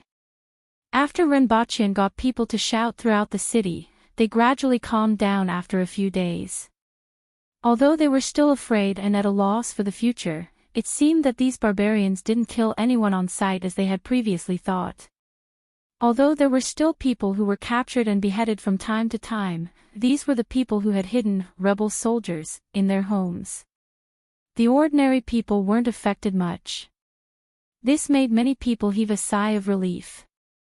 They prayed every day that such days would continue and that these barbarians wouldn't become beastly and raise their butcher knives against the commoners. If it wasn't for the fact that they couldn't leave the city, many people would have wanted to leave the city to hide. After 3 to 5 months, they would be able to see clearly. Sir, there are a total of 73 households harboring rebel soldiers, and 6 of them are wealthy families. Zhuoling handed a list to Renbochin. Renbochin took it, scanned it, raised his head, and asked, "Why do you think this is so?" "Sir, I don't understand." Zhuoling lowered his head. "Why do you think these people risk their lives to shelter the rebel soldiers? Unless they are close relatives, it would be very difficult for them to do so, right? But if they were close relatives, why did these hidden rebel soldiers stay there even though they knew that doing so would implicate those who protected them? Some of them would rather risk their lives to protect others, but the others would rather help their own people risk their lives than give up their lives. From this point, it seems that both parties have the same goal. However, I'm very curious about what these 2 types of people are thinking," Renbochin said faintly. Zhuoling opened his mouth. At first, he thought that this was an easy question to answer. Because they were close relatives, they were sheltered. But as Renbochin spoke, he began to be puzzled. Right, why would those people risk their lives and not give up their lives to come out? "Sir, I also don't understand," Zhuoling said. "Is that so? One side is thinking for the people of the other side, while the other side is only thinking for themselves." Renbochin laughed. "Let's go and take a look." Renbochin stood up. A moment later, Renbochin left the residence with 20 bodyguards. There were a few Baihu and dozens of tiki leading the way in front. Among them, there was even a strong man who was familiar with this place. Zhuoling. Renbochin shouted. Zhuoleng immediately steered his mount to the back of Renbochin. Have you arranged everything? Arrest them one by one. Don't let some of them run away after hearing the news, Renbochin said. Sir, everything has been arranged. They won't be able to escape, Zhuoleng immediately guaranteed. Lead the way. The horses galloped on the stone road, and the crisp sound of hooves could be heard. A few commoners who had no choice but to come out of their houses saw them from afar, and they shivered and hid at the side. Renbochin sat on his mount and looked to both sides. Occasionally, he could see figures appearing by the window or the door, looking at them with fear. The feeling of being feared could not be said to be good or bad. There wasn't much sense of accomplishment, but it wasn't too disgusting either. After walking for an hour in the city, they arrived at a civilian area and stopped in front of an alley. The Baihu led the tiki and rushed into the alley. Finally, they smashed open the doors of each house. The noise and 2 screams could be heard from afar. After a while, 4 people were escorted in front of Renbochin. A few of them stayed behind to guard the place while the others went straight into the distance to continue the arrest. 2 of them looked to be in their 40s. They were a man and a woman in tattered clothes, and they gave off the vibe of old age. Generally, people like them looked much older than they actually were. Life had already dragged them down. The other 2 were 16 or 17 years old youths who were full of youthful vigor. At this moment, the 4 of them had a knife on their necks. They looked up at Renbochin with fear.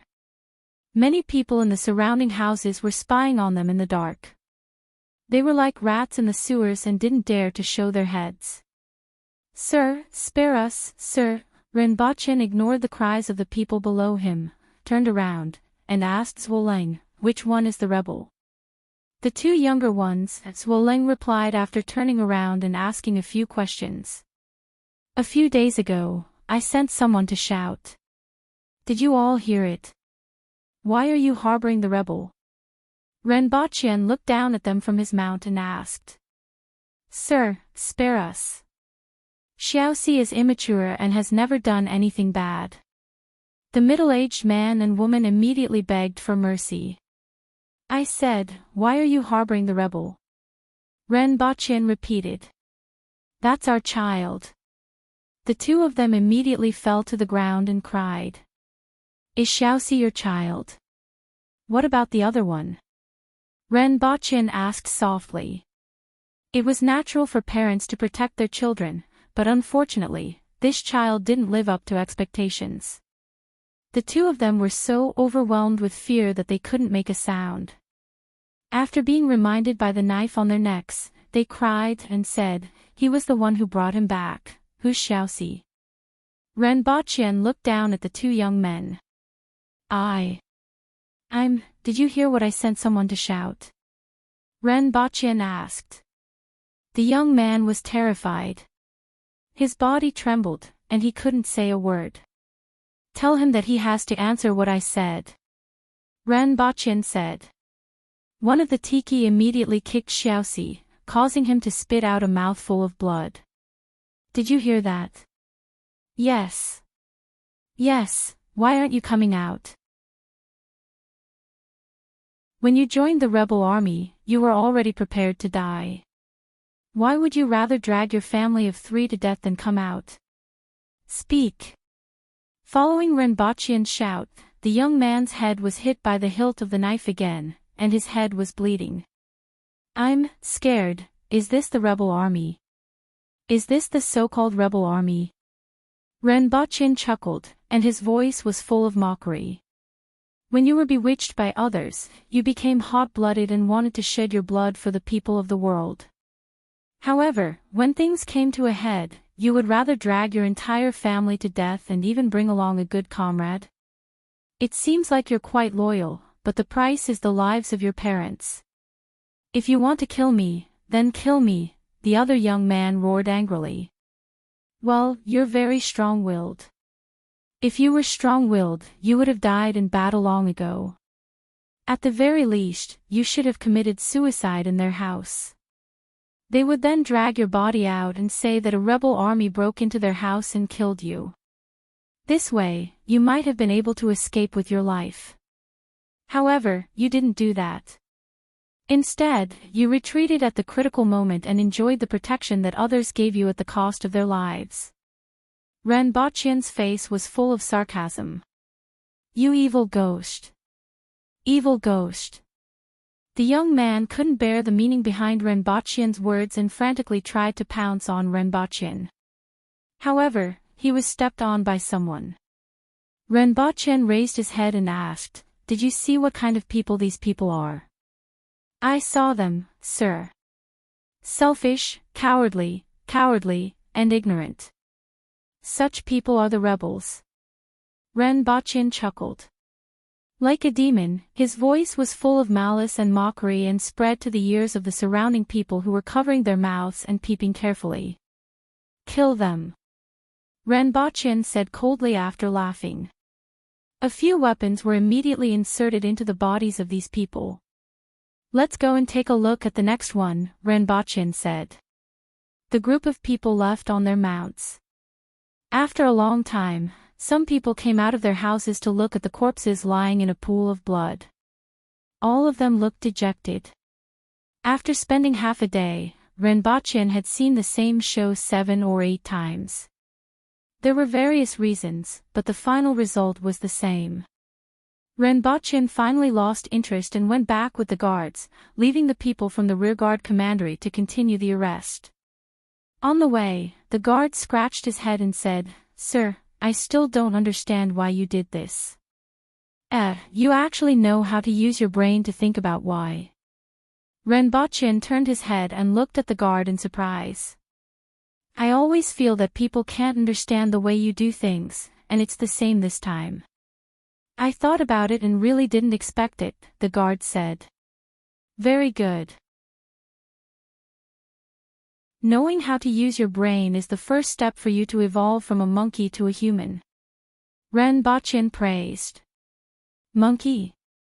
The guard scratched his head and didn't know what relationship he had with monkeys. "Of course." Renbachian then slowly said, "On the one hand, I'm really curious. On the other hand, I also wanted to make an example out of these people. At the same time, I wanted to expose their hearts to others. This way, some people will think twice before doing something stupid again and see if it's worth it."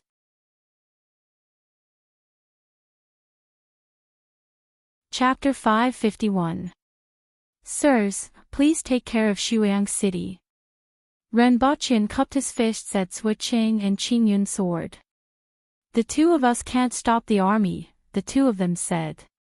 "No problem. Her Majesty will leave 1,000 soldiers here to guard. You just have to be careful not to let the local experts take advantage of the loopholes," Renbachian said. There were 3 most important cities in the Three Rivers Valley. One was Shuiyang City, the other was Yoshin City where Tai Zai was, and the last was Chun City where Rao Yu was. Shuiyang City faced the Wang Estuary, Yoshin City faced the Ghost Ridge in the northwest, and Chun City was in the south. The 3 cities supported each other. In particular, Shuiyang City was the most important city in between the 2 cities. Originally, the rebel army was going to delay the aboriginal army in Shuiyang City. When the other 2 cities arrived, the aboriginals would be attacked from 3 sides. However, they didn't expect that Shuiyang City would be breached in just one night. Xia Kuan was defeated and escaped with tens of thousands of soldiers. At this time, the Empress was preparing to attack Yoshin City in the northwest because it was the only way to threaten the aboriginals' food supply. However, she was worried that Rao Yu would take advantage of this opportunity to attack, so she left 1,000 soldiers in Shuiyang City. Renbachian also asked Suiqing and Qingyun's sword to guard the city. It was impossible for them to attack the city, but it was still possible for them to guard the city, and they didn't refuse. 1,000 Aboriginal soldiers were enough to be used as 10,000 soldiers. Moreover, they were guarding the city. Even if they were attacked, they could hold out for 2 days. Instead, they had to be careful of the enemy expert's surprise attacks. There wasn't much difference between a spirit will expert killing a will expert and an ordinary person. Killing 1,000 was definitely much easier than killing 10,000. I'll leave that sleeping fellow to you. If the enemy experts are difficult to deal with, call her. Renbochin took out a bag of white rabbit creamy candy and threw it to Zhuoqing. Just give this to her when the time comes. Renbochin now trusted Zhuoqing more than Qingyun's sword.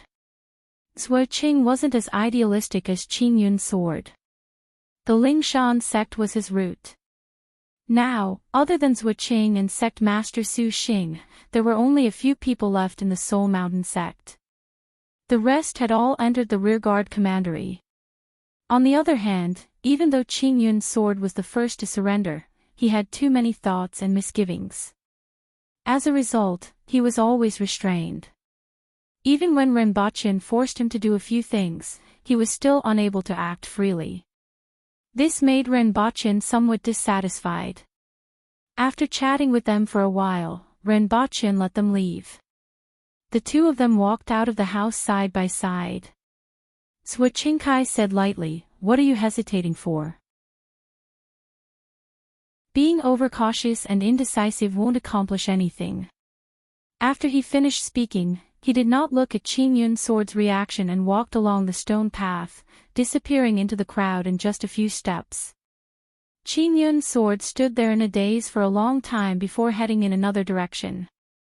Not long after the two of them left, Renbochin followed the Empress's carriage out of the west gate under the escort of the army and headed northwest.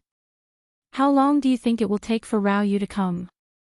the Empress asked faintly as she reclined on the animal skin and ate some fruits. "When we arrive at Yoshin City. The general guarding the city is Hongqing. As the saying goes, like father, like son, I believe he will be able to defend the city. Moreover, your Majesty has left 200 of your sharpest knives for him, which should be enough to deal with most situations." Renbochin laughed. Furthermore, he had left so many skunk bombs. As he spoke, his gaze swept across the Empress's exquisite body, which was wrapped in a red muslin. The Empress said in an eerie voice, "If you continue to look, I will gouge your eyeballs out." She even licked her lips as she spoke, which made her look even more seductive. It was the complete opposite of her tone, which made people feel as if they had been doused with a bucket of water from a well. "Your Majesty's appearance has already been engraved in my heart. Unless I gouge my heart out," Renbochin said as he covered his chest. Qin Yuan and Hong Luan stuck out their tongues. Sir Ren was still the most daring. The Empress glared at him fiercely. She liked and hated shameless Renbochin at the same time. "You dog," the Empress said with a soft voice and a soft gaze. Even though she said such vulgar words, her soft voice made people's hearts burn. "Your Majesty, where did you learn this?" If the officials in the imperial court heard this, they would definitely skin me alive. Renbochin looked at the Empress's suddenly gentle face and asked with a smile. His fingers danced on the ground and jumped onto the back of the Empress's hand. Then, the guards at the side saw a person fly out of the imperial carriage. "Damn it!" Renbochin sat back on the four-corned cow and muttered to himself. "You were the one who seduced me, yet you kicked me out. Your tricks are getting more and more sophisticated." After walking for half a day, everyone stopped to rest at noon. Lunch was 4 fist-sized coarse grain dumplings and a little meat soup. Not long after everyone started eating, the periphery began to become chaotic. "What's the matter?" the Empress asked with a frown. "Sir Ren. What happened?" Hong Luan asked Renbochin. "I will go and take a look." Renbochin was about to go forward with a barbecued meat bun in his mouth when a Baihu ran to his side and said, "Sir, a large number of poisonous insects have appeared outside." "What happened?" "It should be the insect soldiers of the 6 doors. Since they are insect soldiers, there must be someone controlling them." Find them and kill them. Ren Baqin said coldly. He had heard a little about the 6 doors, so he immediately calmed down. He walked forward as he spoke and found a tall figure standing outside the crowd, Qing Ping. He waved his long saber, and the ground in front of him seemed to have been plowed. All the soil was turned up, and masses of yellow and green liquid burst out of the soil. Ren Baqin looked ahead with rapt attention and finally saw clearly. The ground in front of him was covered with snakes and insects of all sizes wriggling on the ground. There were spiders, snakes, centipedes, and unknown insects. It was colorful and densely packed, and it was disgusting. In particular, the rustling sound they made when they crawled made people's scalps go numb. Captain Qing, these insects should be controlled by someone. Listen and see if there are any strange sounds. Ren Baqin said from behind Qing Ping. After speaking, Ren Baqin listened attentively, but there were no strange sounds at all. There was only the rustling sound of crawling everywhere. Qing Ping slashed again, listened attentively, and then frowned. Obviously, he didn't hear anything either. Anyone who can find out who is controlling these poisonous insects will be rewarded handsomely. Ren Baqin shouted to the people behind him. Sir, they might not be directly controlled by someone. A Baihu stepped forward and said. I found this. As he spoke, he took out a plant with fragmented yellow flowers in his hand. What's this? Ren Baqin asked. This is a ginger flower. There's nothing special about it, but if it's sprinkled with a special powder, it can emit a smell that many poisonous insects like. The ginger flower that we found in our resting spot had been sprinkled with this powder. In other words, these snakes and insects weren't controlled by someone to attack us, but we blocked their way. How do you know all this? Ren Baqin asked. When I was in the south back then, I coincidentally learned about some miscellaneous methods, the Baihu said. How did they know that we would rest here? Who found this place? Ren Baqin asked with cold eyes. Sir, they might not have known where we would rest. This type of ginger flower is very common. If I were to do it, I would just need to sprinkle the powder on the ginger flowers in every spacious place that is suitable for setting up camp and resting.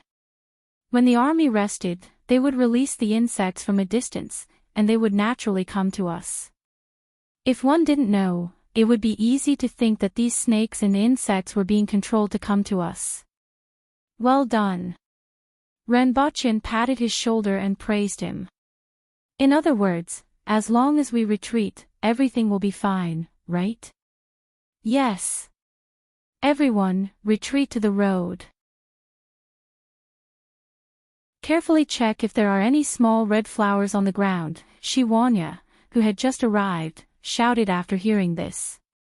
After a while, everyone returned to the road and found that there were many such small flowers at the edge of the road.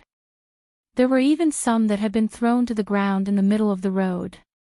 These things weren't easy to attract attention. If it weren't for that Baihu, they would have suffered quite a bit. After burying the ginger flowers that had been thrown on the road, the snakes and insects stopped advancing when they reached the roadside.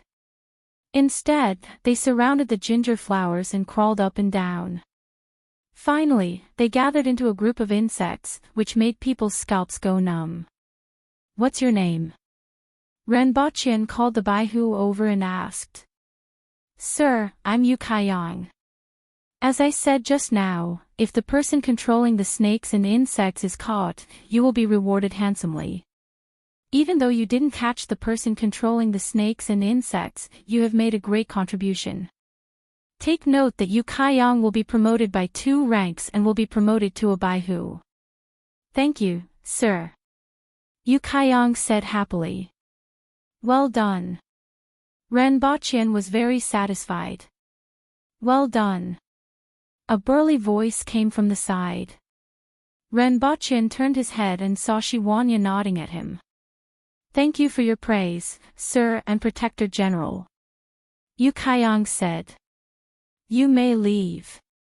I'll get someone to send the token to you later. As for the warrant, I'll make it up in the future, Renbochin said. After Yu Kaiyang left, Renbochin turned to Shiwanya and said, "It seems like we really have to be more careful along the way.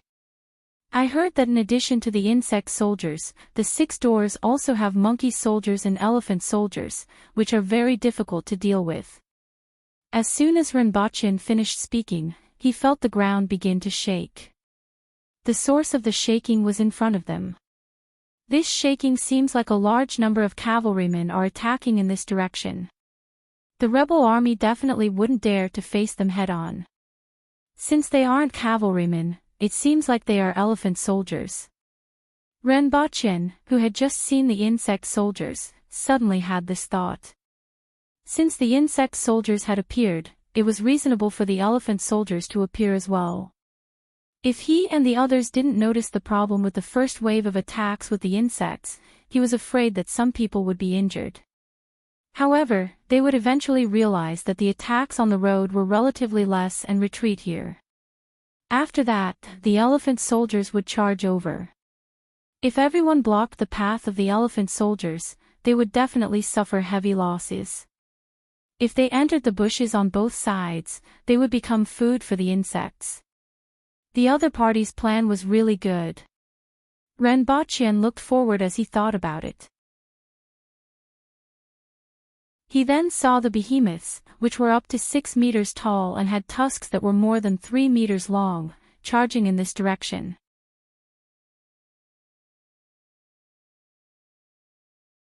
Chapter 552. This elephant is really big. Renbochin muttered to himself as he looked at the giant elephants that were rushing over from a distance. They were more than 6 meters tall and looked like a 2-story building when they stood there.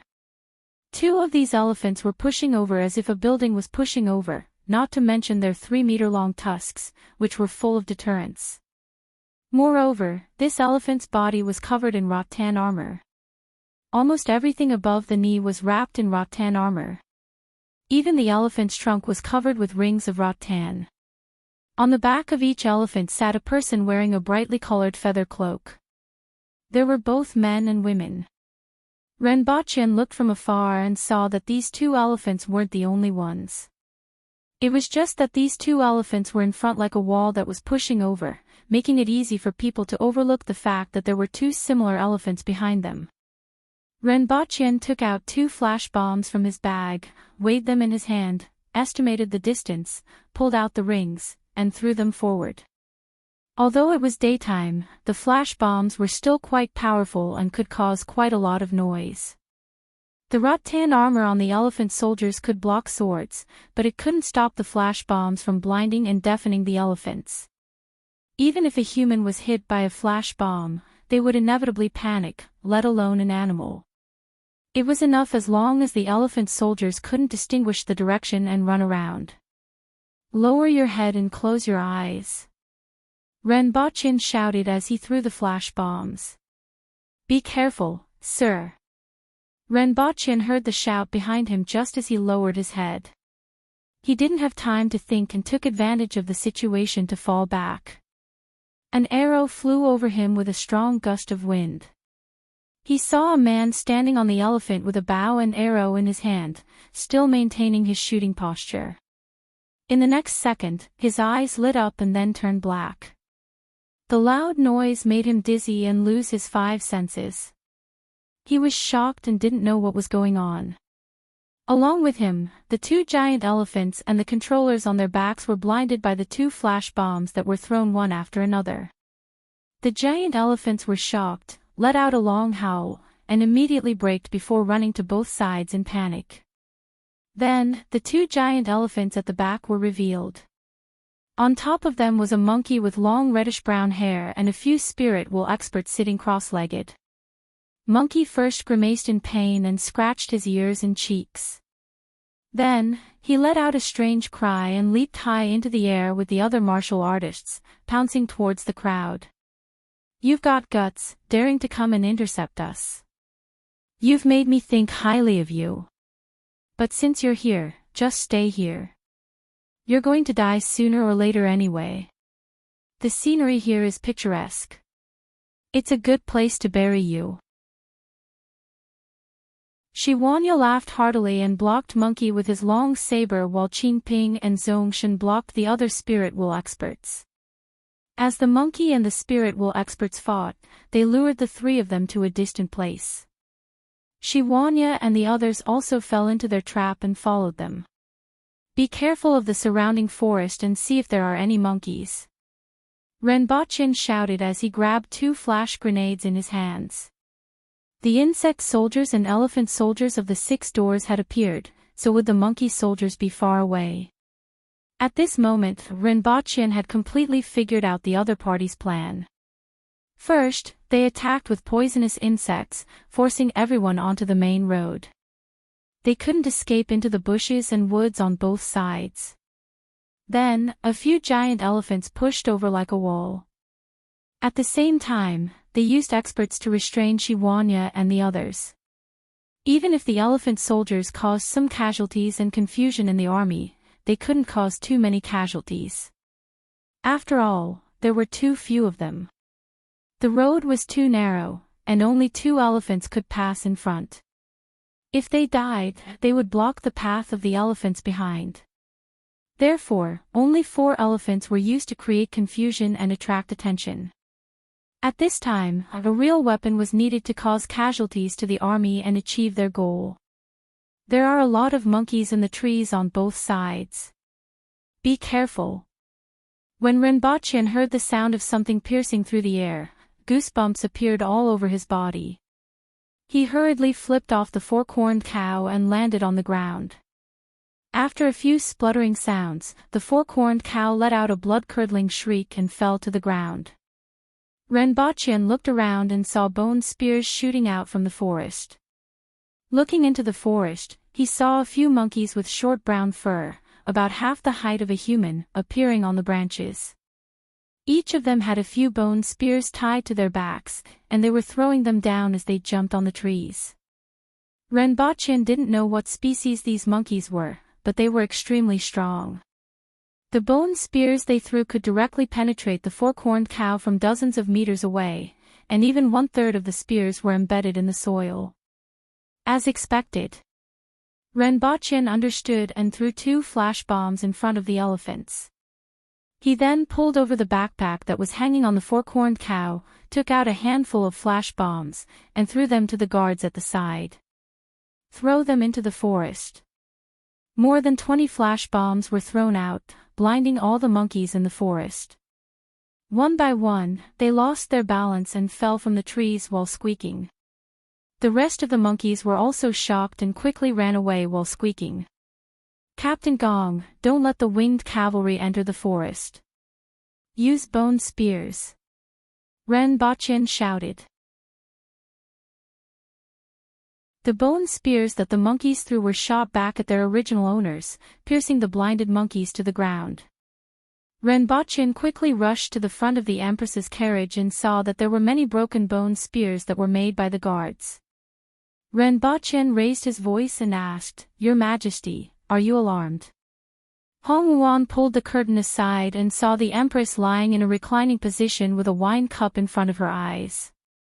The sunlight shone on the cup, forming a lifelike phoenix on the wall.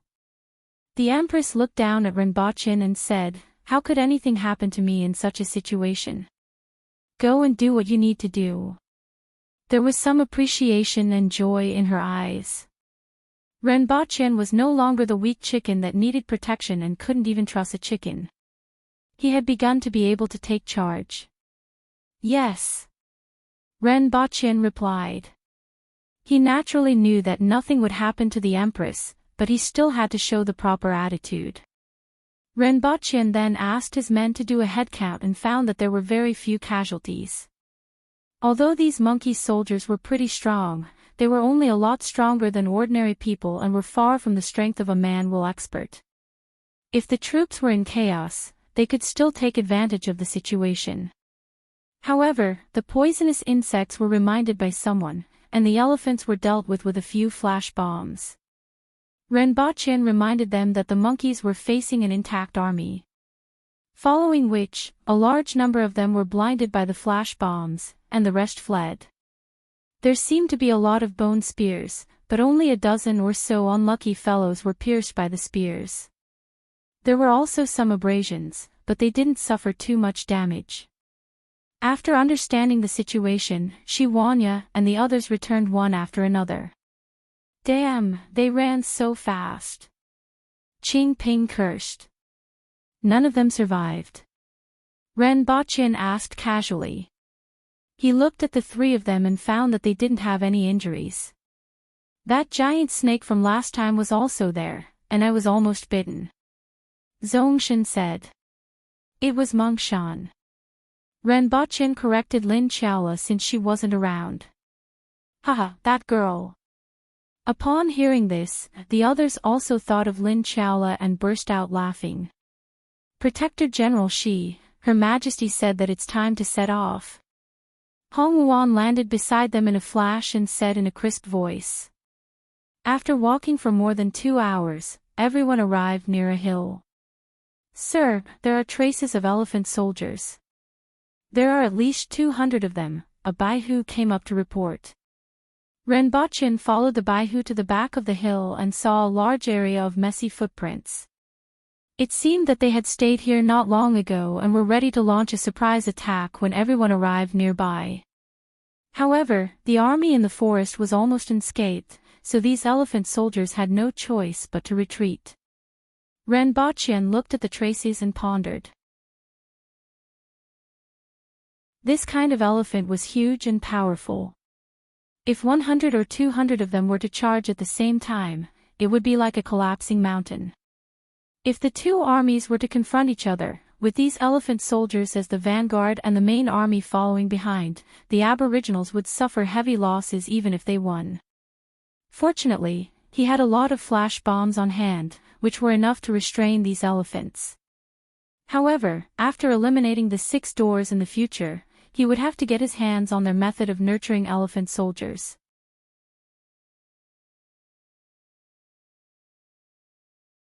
Chapter 553. The Aboriginal army moved much faster than the ordinary army. After all, the weakest among them was a manual expert, and their physical strength and speed were incomparable to that of an ordinary army. They traveled all the way until midnight, and they were already within 30 miles of Yoshin City. Next, they looked for a suitable place to set up camp. Since the other party had elephant soldiers and insect soldiers, they were more cautious this time. They found a place close to a water source and was on high ground. Then, they cut down all the sparse trees in the surrounding area, and everything within 4 to 5 kilometers could be seen at a glance. After setting up camp, everyone took the opportunity to rest. 2 hours later, the sky began to brighten. More than 10 kilometers away from where they set up camp, a small, inconspicuous city stood there. They only set up camp and rest at dawn. We should go out of the city to fight. A valiant-looking young man said as he looked into the distance. This person was the chief of the North Alliance, Tai Zai. He was frowning and holding his breath. Mr. Bu, please send the elephant soldiers to help us. Chief Tai, we don't know what they used to blind people. If they still have this thing, our elephant soldiers won't be of much use. Mr. Bu, who was wearing a colorful feather shawl, spoke up. His expression was similar to Tai Zai's. If it's a night battle or a city defense battle, the elephant soldiers won't be useful. The thing in their hands is even more powerful at night. Xia Kun, who was in a slightly sorry state, said. His expression wasn't much different from the two people in front of him. I have already told you the details of the battle in Shuiyang City. Shuiyang City was defeated because we didn't expect the other party to have such a thing, and we lost the city wall almost instantly. In my opinion, the other party only set up camp near dawn and is preparing for another night attack tonight. What the chief said is highly possible. Tai Zai nodded in agreement. Otherwise, the army could usually set up camp and rest in the evening. Now, they had traveled until late at night and only rested when it was close to dawn. With the speed of the Aboriginals, they could cover a distance of more than 10 kilometers in less than 4 hours. After resting for a while, they could attack the city. Presumably, the other party had this in mind. If you fight during the day, let's not talk about whether the other party will accept the challenge. As long as they send troops to kill you when you return to the city at night, so what? You will definitely lose. Mr. Ning said as he waved his fan nearby. Now, he could only wave the fan to blow away the smell on his body so that he wouldn't feel so smelly. However, that suffocating smell continued to bore into the noses of the others. If it had been someone else, the three of them would have chopped them up and buried them 5 meters underground. What do you think, Mr. Ning? Tai Zai couldn't help but cover his nose, but it didn't improve much. We'll wait for them in the city tonight, and we'll set fire everywhere. Once they are lured into the depths of the city, we will set fire to the city. Mr. Ning said. The three of them were shocked. What about the people in the city? When the time comes, the commoners will scatter and flee in all directions, which will also hinder their movements. The best outcome would naturally be for everyone in the city to die with the barbarians. As far as I know, this city originally had a population of 120,000, but now there are only 100,000. Whether it's worth it for 100,000 people to perish together with 10,000 barbarians, that's up to you. At the very least, in a normal battle, an army of 100,000 would not be a match for those 10,000 barbarians. Mr. Ning's awe-inspiring words made Tai Zai's entire body turn cold.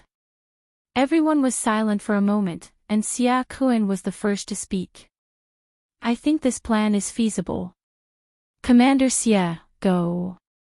Xia Kuan's words made Tai Zai feel as if he had fallen into an ice cave. Chief Tai, I know that you are benevolent and righteous. However, the lives of the commoners are lives. Aren't the soldiers under your command raised by their parents? To kill these barbarians, I don't know how many lives will be sacrificed. What we are doing is also for the lives of the millions of people in Tianjing Basin. Also, the previous chief died in the hands of Qi Zixiao, and the hatred of his father's death is absolutely irreconcilable. Don't you want to take revenge?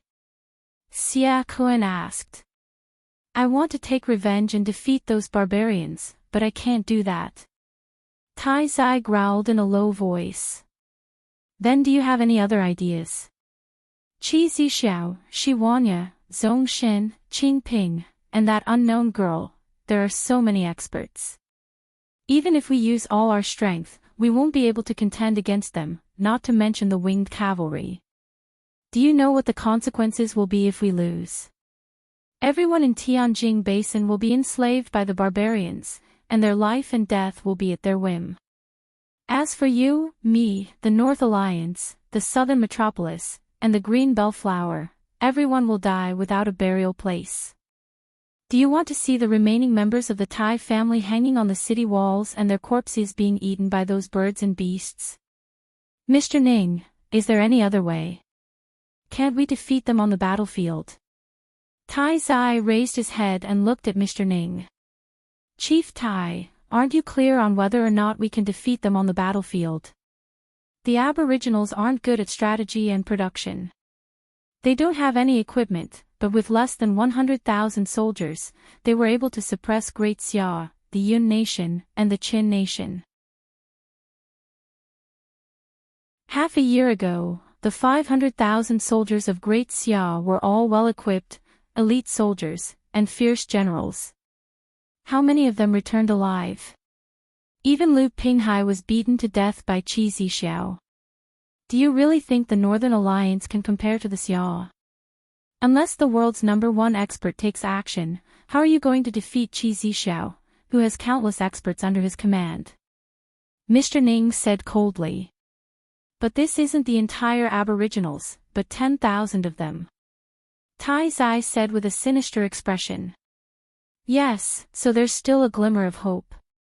If it were the entire Aboriginals, I wouldn't have come here. You don't have much capital left.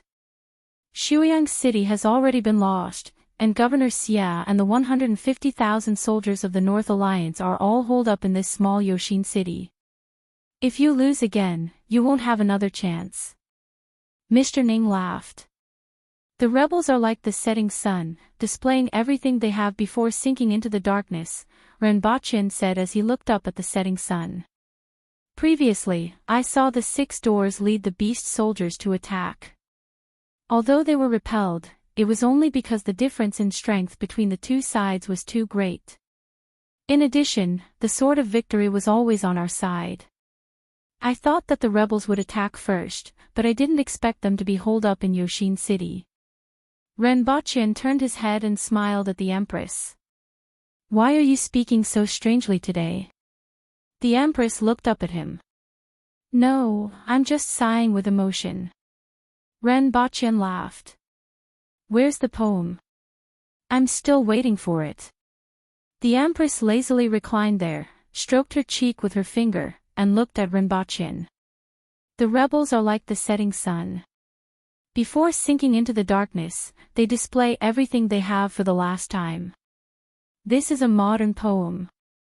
It's very popular on Earth. Renbochin laughed heartily. The Empress's mouth twitched as she turned her head and said, Qingyuan, inform Shiwanya to hurry up and have a meal. We will set off when the sun has completely set. At night, the moon rose above the treetops. The city walls of Yoshin City were brightly lit, and the shadows of people could be seen. Countless people with longbows in their hands widened their eyes as they looked at the army gradually emerging from the darkness. Palm-sized cylinders were suddenly thrown out from the darkness. Be careful. Bang! Beams of white light suddenly exploded in front of everyone. The people on top of the city walls suddenly panicked, and it was unknown how many people were blinded. Don't panic. Take 7 steps back. Back row, forward. Following this voice, the people who were blinded retreated 7 steps back in fear and stuck tightly to the wall. The group of people behind them immediately drew their bows and shot downward. However, another batch of flash grenades flew into the air and exploded. Subsequently, hundreds of grenades were thrown to the top of the city wall. Boom! Boom! Sir Ren, these things of yours are indeed very useful, Shiwanya praised. Whether it was flash grenades or grenades, the aboriginals could easily break the enemy's battle formation with these. If we can get our hands on nuclear weapons, this world will be peaceful. Renbochin laughed. What's that?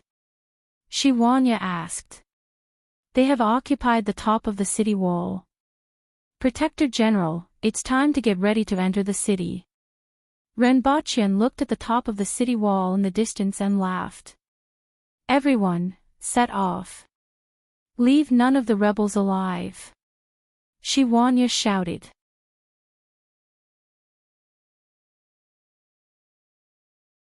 Chapter 554. At night, Yoshin City was filled with the sounds of fighting. Blood and limbs were splattered everywhere. The sound of steel knives cutting into human bodies made one's teeth ache, and the screams of dying stimulated one's eardrums and brain. Those screams could be heard clearly outside the city. Renbochin and the Empress sat side by side outside the carriage, enjoying the night breeze and the smell of blood that came from afar. Sing a song for me, the Empress suddenly said. I know how to sing Twinkle Little Star. Renbochin was excited. Tonglan, who was in the distance, moved her ears. She had just caught a sentence in the night breeze. Twinkle Little Star. Tonglan gritted her teeth. All the students in the academy had been beaten up by her, and no one knew what Twinkle Little Star was. The Empress looked up at the night sky and said, You sing, and I'll listen. Twinkle, twinkle, twinkle, twinkle, twinkle, the sky is full of little stars, shining brightly like many little eyes. Renbochin hummed softly. The Empress didn't feel that the song was childish. Instead, she felt a different kind of warmth, as if she was listening to a ballad in her mother's arms. It was just that the memory was so long ago that she couldn't even remember it. When she heard this song, she suddenly recalled it from the depths of her memory. After the war is settled, I want to go back to the mountains to take a look, the Empress said. The 60,000 mountains. Renbochin stopped humming and asked. The Empress nodded slightly. Why do you suddenly have such an idea? It is said that my mother's tomb is in the mountains, and she hasn't seen what I look like now. The Empress was a little emotional, which was rare. I will accompany your Majesty to take a look. However, in order to finish the war, Great Xia has to be scared, Renbochin said. Aren't you planning something with that person from Great Xia? The Empress asked. I told your Majesty that if Great Xia is in chaos, we will be safe.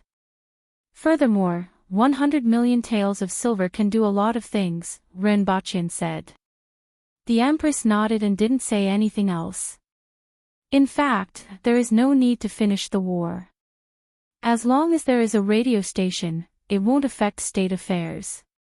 Renbochin laughed. We can't use it here. The Empress said faintly. Ah. Renbochin opened his mouth. Who would have thought that Tianjing Basin would be so strange? Such a large area was actually a land of silence. At this moment, several figures passed through the city and rushed toward where Renbochin and the Empress were. Sir Ren, urgent news. Zhuolang landed in front of Renbochin and the Empress and shouted. Speak. Milord, the news was left behind by Fengping Dao Huqing.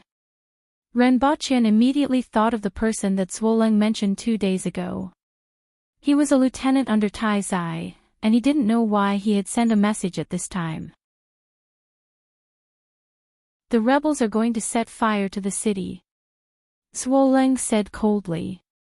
When he saw the news, he was shocked. Then, extreme anger rose in him. He was born and raised in Tianjing Basin. Although it was normal for two armies to use any means in a battle, he didn't expect them to be so ruthless. What are they going to do? Renbochin's expression became serious. According to the information left behind by Hu Qing, the rebels have placed many fire starters everywhere in the city. Once they lure our army into the depths of the city, they will set fire to the city. I have already checked just now and saw oil cans and dry firewood in many places. Most of them are in some corners or courtyards. If one didn't know beforehand, it would be very difficult to discover them. Sir, most of the houses in Yoshin City are made of wood. Once the fire starts, it will be difficult to control. Not only will our army suffer heavy casualties, but even the people in the city will have a hard time escaping. The oil cans here were filled with animal fat. Didn't the people in the city evacuate first? Renbochin was a little surprised. No, otherwise, they would have realized something was wrong the moment they entered the city. They are really ruthless and vicious. Renbochin suddenly laughed coldly. A cornered dog will do something desperate. These rebels are really crazy to want hundreds of thousands of people in the city to be buried with them. Sir, what should we do? Zhuolang asked. Pass down my order. Everyone from the Protectorate will first take away the oil cans on both sides of the main road, pile the firewood together, and leave someone to guard it to ensure that the army is safe when they evacuate. After that, use the main road as the axis and spread out in all directions, mainly searching for the oil cans, Renbochin said in a deep voice. In a city like this, most people didn't die from being burned to death, but from suffocation due to the smoke. Even if they weren't burned, they would still die from inhaling large amounts of carbon monoxide, hypoxia, and other reasons. As long as the main road was safe, they could at least buy some time for the army to evacuate.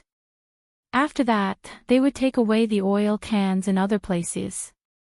Without the oil cans, even if the fire started, it wouldn't be difficult to clean up immediately. Yes. Your Majesty, what do you think? Ranbachian turned his head and asked. Inform the winged cavalry to block the other 3 city gates and trap the rebels in the city, the Empress said coldly. Originally, in order to reduce casualties, they planned to leave 2 gates for the rebels to escape and then pursue them all the way. Now, the Empress had changed her mind.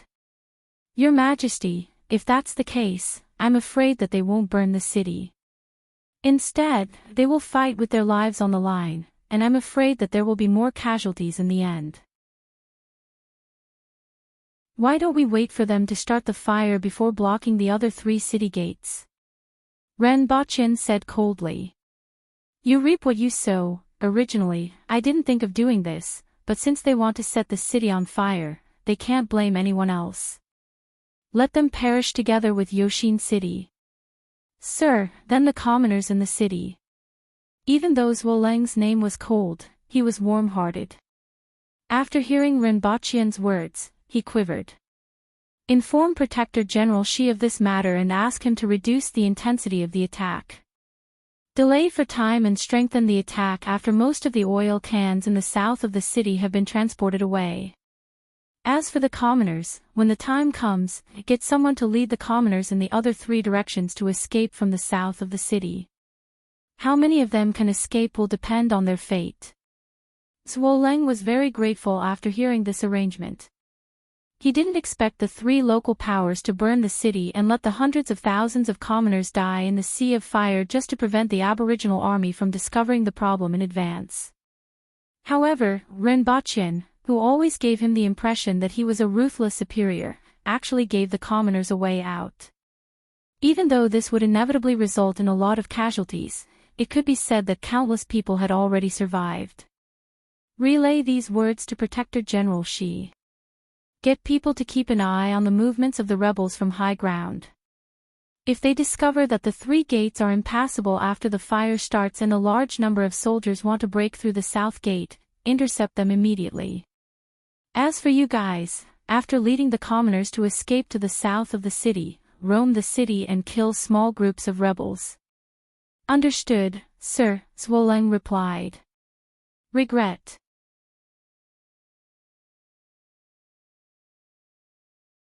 Chapter 555. Following Ranbachian's order, the people from the rearguard commandery began to move. Figures jumped from rooftop to rooftop, landed somewhere from time to time, picked up 2 jars, and headed in a certain direction. Since the rebels were prepared to fight and retreat at the same time to lure the aboriginals to the center of the city, there weren't many troops left in the south of the city. The people from the rearguard commandery didn't encounter any obstacles. There's 1 here and 2 in the northwest. An old man stood on the roof and pointed. 3 younger men and women immediately jumped down in the direction he pointed. Soon, they left with the oil cans. The old man's ears twitched. The shouts in front seemed to have lessened. I didn't expect you to have such a plan. It's simply sinful, the old man muttered to himself. As soon as he finished speaking, the old man jumped a few times on the roof. Then, he looked around and found an oil can under a pile of firewood at the back of one of the courtyards. He placed the can on the roof and searched in other directions.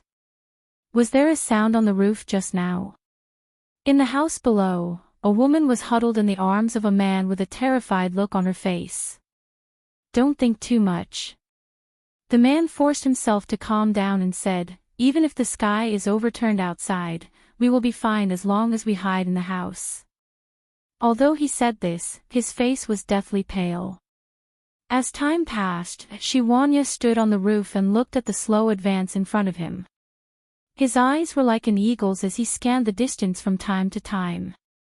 His gaze seemed to be able to penetrate the darkness and see the people moving in the dark. Reporting to Protector General Shi, most of the oil jars in the south of the city have been found, Zhuoleng reported respectfully as he landed near Shiwanya. Shiwanya nodded and then raised his voice. Hurry up. I hope that by daybreak, there will only be corpses left in the city. Kill. As Shiwanya's voice spread out in the night, the shouts suddenly became louder. In an inconspicuous house in the west of the city, the windows were wide open, and there wasn't any light coming out of the room. Only with the help of the moonlight could a few figures be seen sitting in the room. Mr. Ning tilted his head and listened in the distance. Their attack has intensified again. Tai Zai's face was ashen and he remained silent. Based on this intensity, it will take about an hour to reach the city lord's mansion. Let the fire start from the city lord's mansion. With the power of a prairie fire, it will burn the entire city.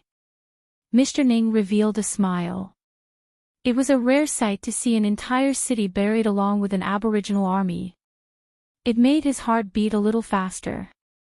When they attack the city lord's mansion, we will retreat, Xia Kun said. It's a pity that we can't watch such a scene in the city, Mr. Ning said with some regret. Mr. Ning.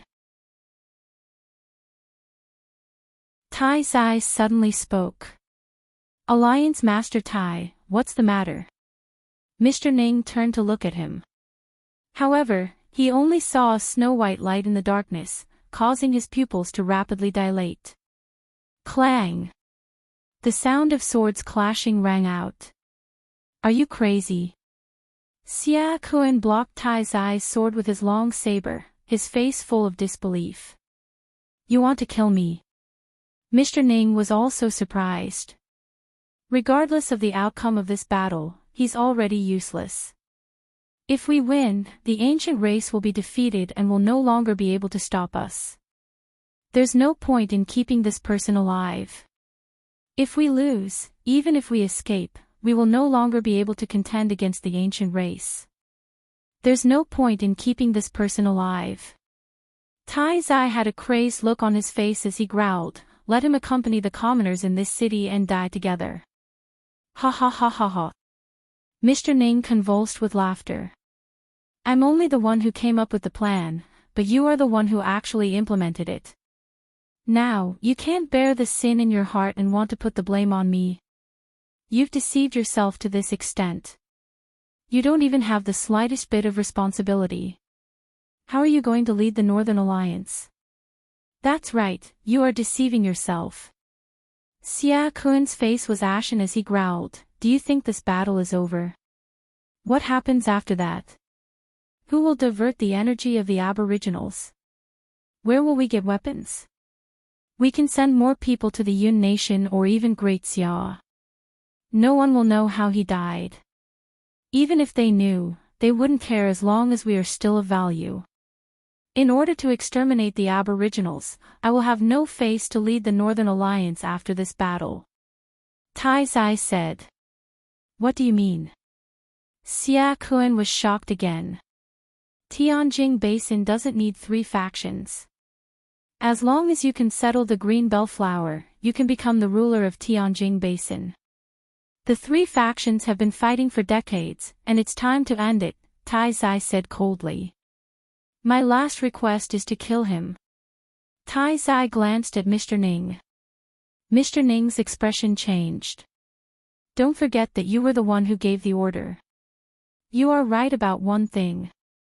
It's not a loss to exchange the lives of this city's commoners for the lives of 10,000 barbarians. However, these commoners will be under the rule of the Northern Alliance for generations to come. Therefore, I will die with you and the people of Yoshin City. Tai Zai's eyes were filled with madness. You are crazy, you are really crazy.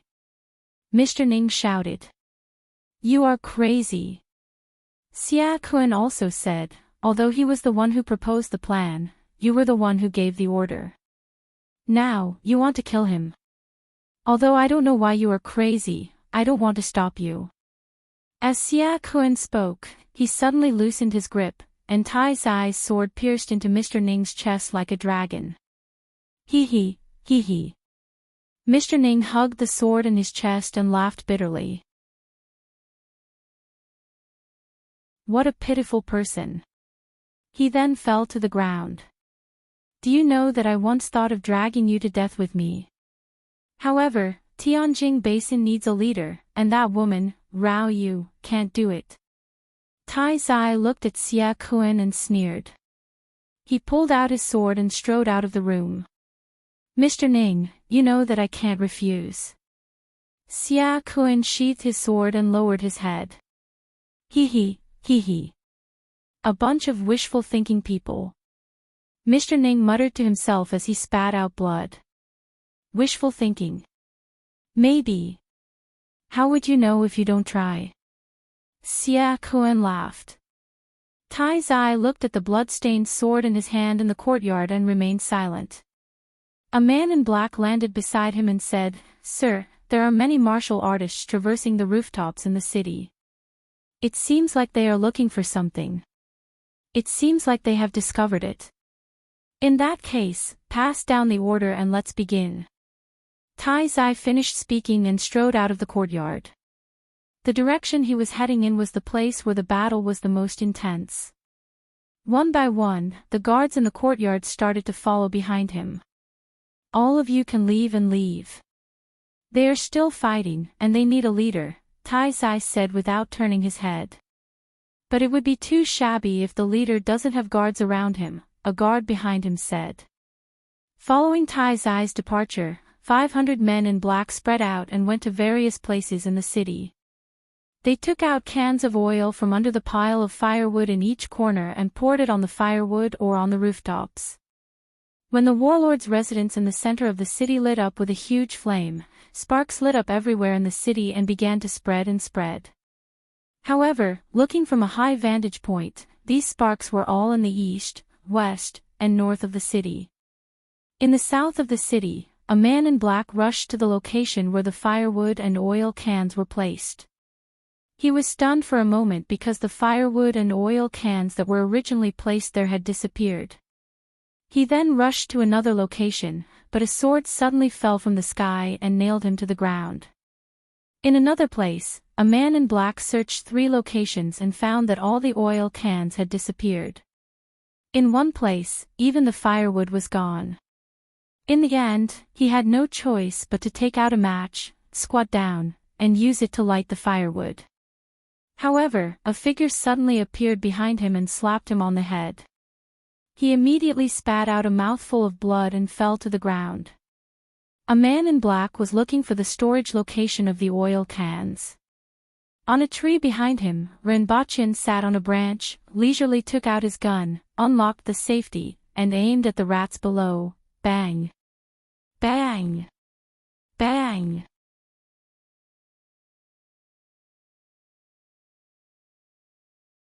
Chapter 556.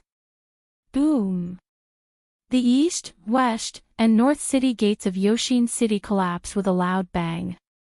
Huge rocks smashed into the positions where the city gates had been. Under the despairing gazes of the rebel soldiers who were about to retreat, the city gates were firmly blocked. "Move the rocks.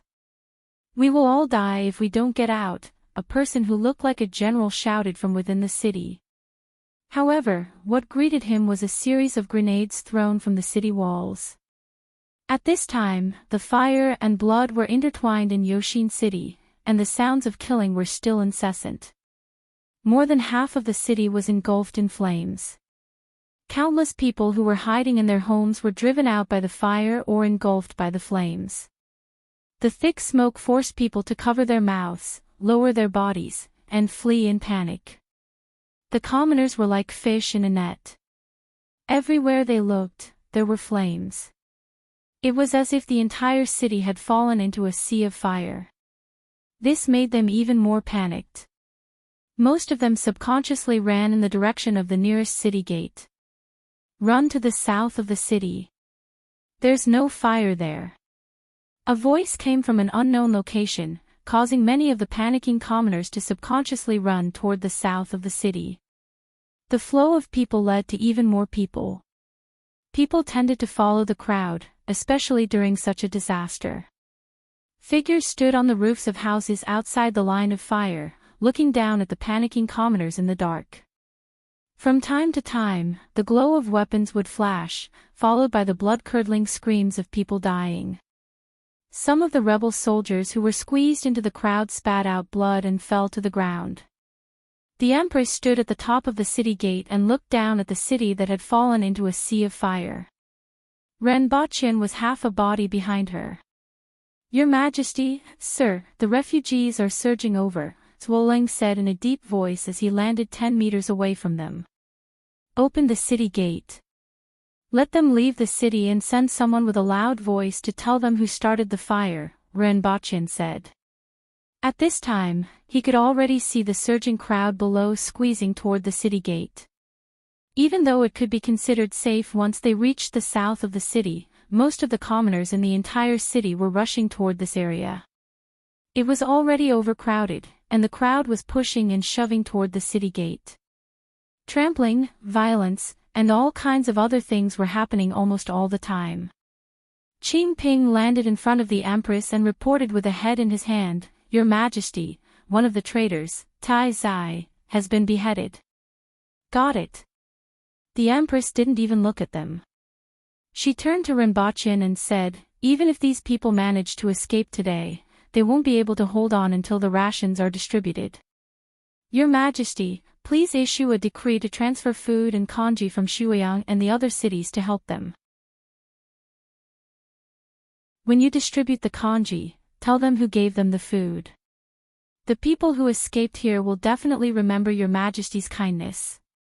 Renbochin thought for a moment and said, "There's no more food in Zhongbei." When the army left, the surplus food was taken away, the Empress said. Although it seemed like she had allowed him to do whatever he wanted recently, it didn't mean that she didn't know anything.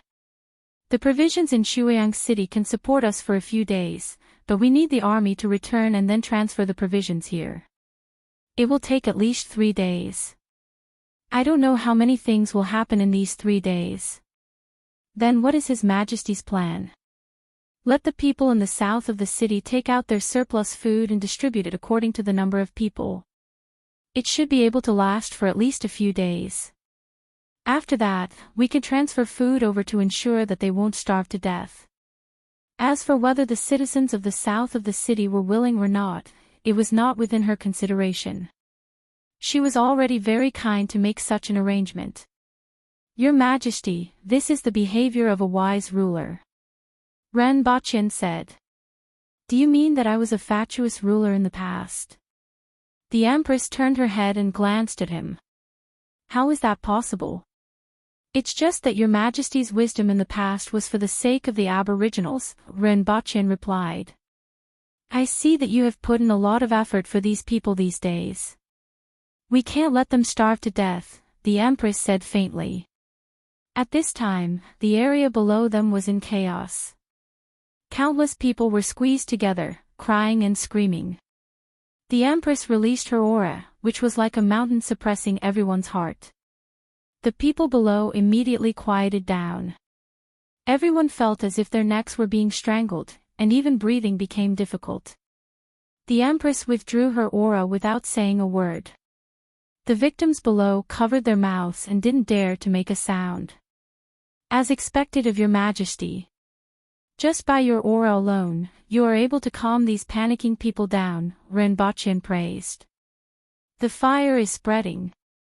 The Empress ignored him and looked into the distance. "Guards!" Renbochin raised his head, took a glance, and ordered the guards. "Start from the location near the fire and inform the people in the south of the city to leave their houses with food and leave the city immediately. In addition, let Protector General Shi send some people to maintain order and prevent chaos among the victims outside the city." The two of them stood on top of the city wall until the sky turned bright, and the shouting in the distance became softer. That night, Shi Wanya and the soldiers of the Protectorate of the South gradually retreated with the fire and kept the rebel soldiers who wanted to rush out of the city. The winged cavalry stopped the rebel soldiers who wanted to climb over the city wall and escape. As for the Protectorate, after guiding the civilians and clearing up the scattered soldiers, they were put into maintaining order outside the city. Of the 150,000 rebel soldiers, only a few managed to escape. Other than dying under swords, they were suffocated due to lack of oxygen in the fire. "Your Majesty, it's over," Renbochin said from behind the Empress. The Empress's red figure flashed on the city wall and disappeared as she returned to her carriage. When the Empress left, Renbochin stretched out his hand but grabbed nothing. With his hands behind his back, he leisurely walked down the city wall and could still hear the voices of the people in the distance. "Don't you know who set the oil cans and firewood? Her Majesty saved your lives and gave you a way out. All the food will be distributed according to the number of people. As long as you hold on for a few days, the food from Shuiyang City will keep you from starving." Zhuo Lang. Sir Ren. Organize these people and find some strong young men to extinguish the fire from the periphery. Search the city for valuables and food that hasn't been destroyed, Renbochin said. At this time, most of the people used stone jars to store food. Although some houses had been burned, the food in the stone jars was still edible. In addition, dig a pit outside the city and bury the corpses. This is to prevent an epidemic. Also, arrange for people to check the surroundings of the city to see how many rebel soldiers escaped and which direction they went. After giving instructions, Renbochin stood at the city gate and looked at the civilians who were still in fear and sorrow. He then returned to the side of the Empress's carriage, lay on the ground, and closed his eyes to rest. Not long after, 2 pieces of animal skin were thrown out of the carriage and pasted on his face. "Thank you, Your Majesty." Renbochin happily spread the animal skin under him and fell asleep shortly after. Half a day later, the army returned to Shuiyang City after resting for half a day, except for a few who stayed behind to maintain order. It took them a day and a half to return to Shuiyang City. Before they even entered the city, they smelled blood. After entering the city to understand the situation, Rao Yu led the troops to attack after the army left. The 1,000 Aboriginal soldiers kept the 50,000 rebel soldiers out of the city for 2 days. During this period, Hongqing also drove many strong young men to the top of the city wall to help defend the city. Under the threat of swords and blood, these young men were really useful. This caused the morale of the rebel soldiers to plummet, and Rao Yu had no choice but to retreat with hatred. However, this also caused the people of Shuiyang City to panic again.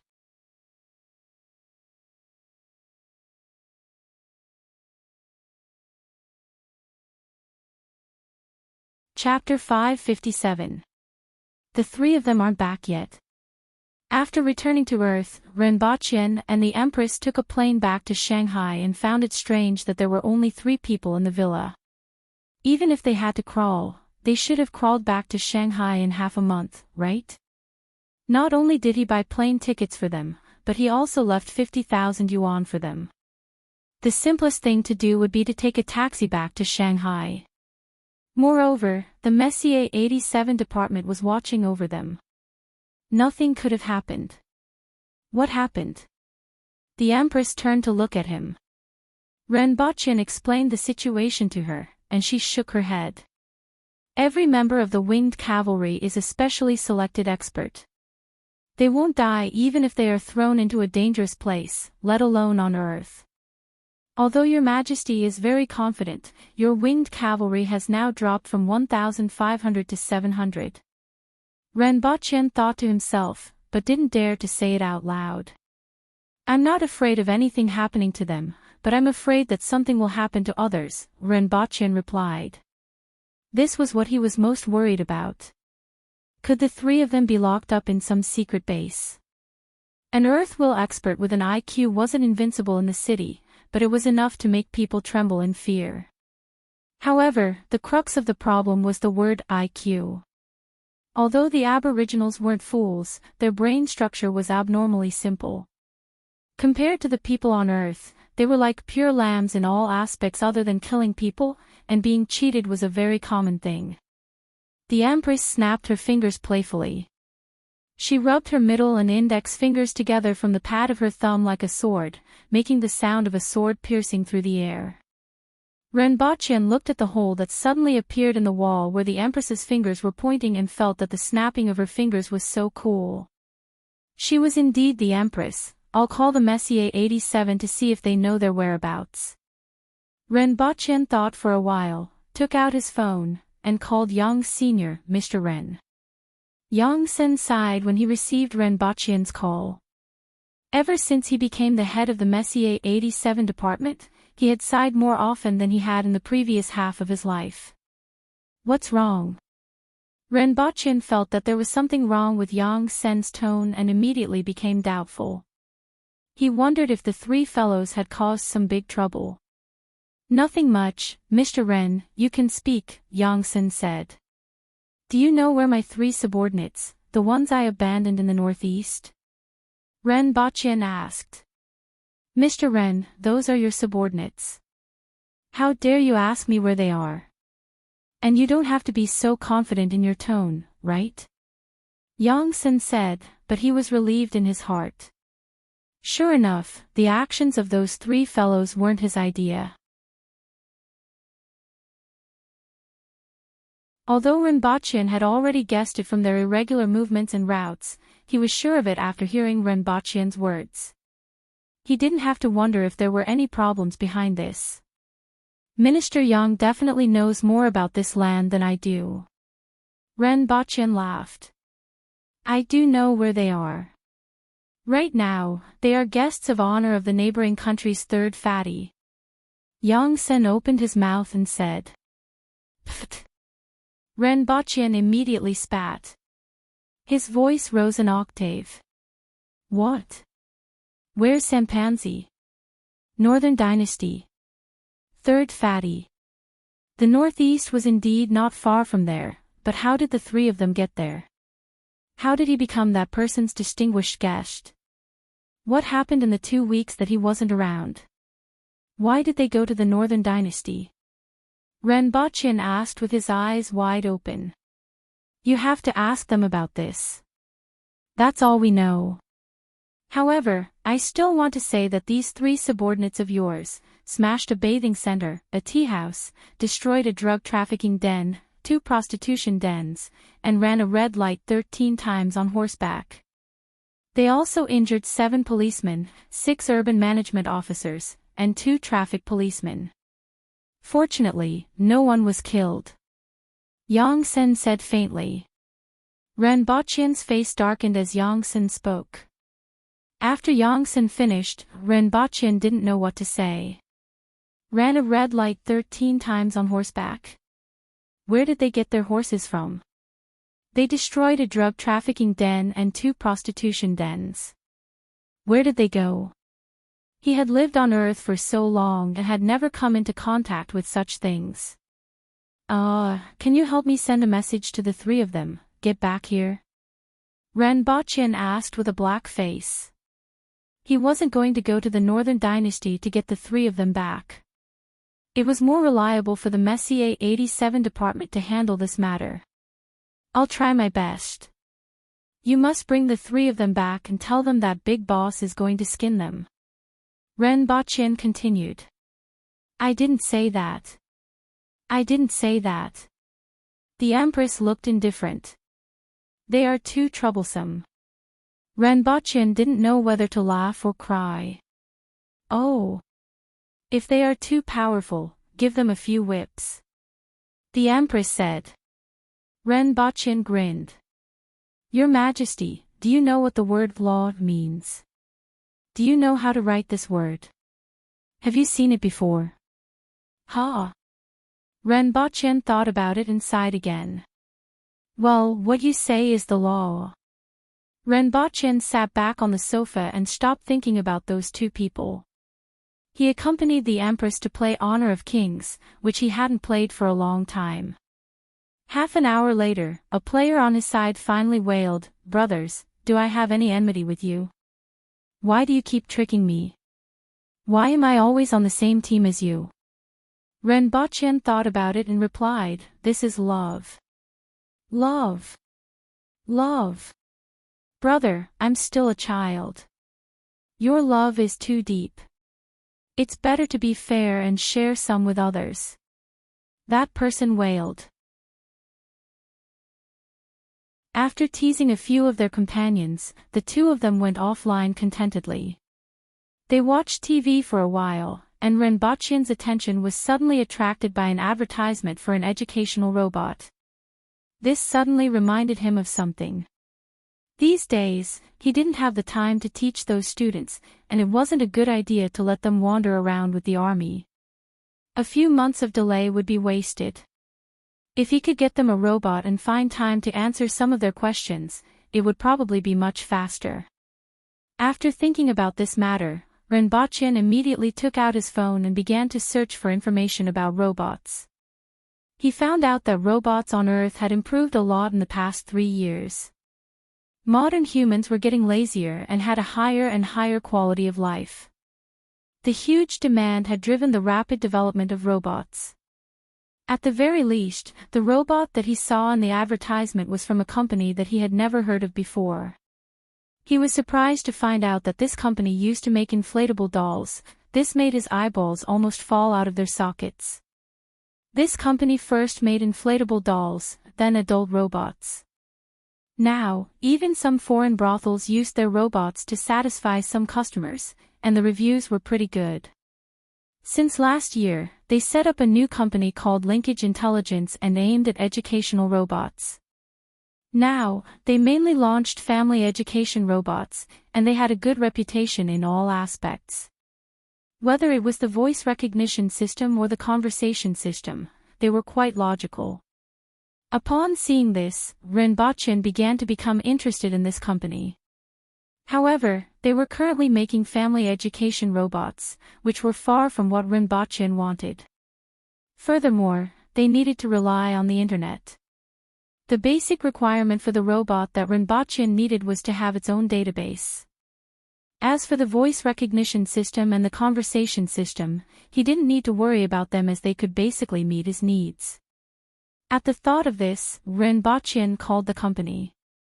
Whenever this happened, Renbochen felt that being rich was indeed a pleasant thing.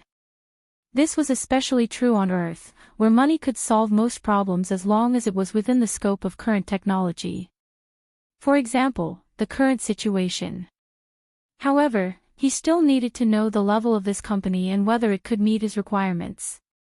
Otherwise, he would have to find another company. High-end robots had always been the target of the other party. After hearing Renbochen's request, they were very interested.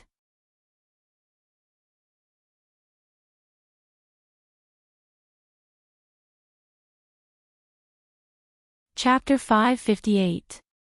The laboratory of Linkage Intelligence wasn't far from Shanghai. It was located in Hangzhou, which was known as the land of fish and rice, the land of silk, and heaven on earth.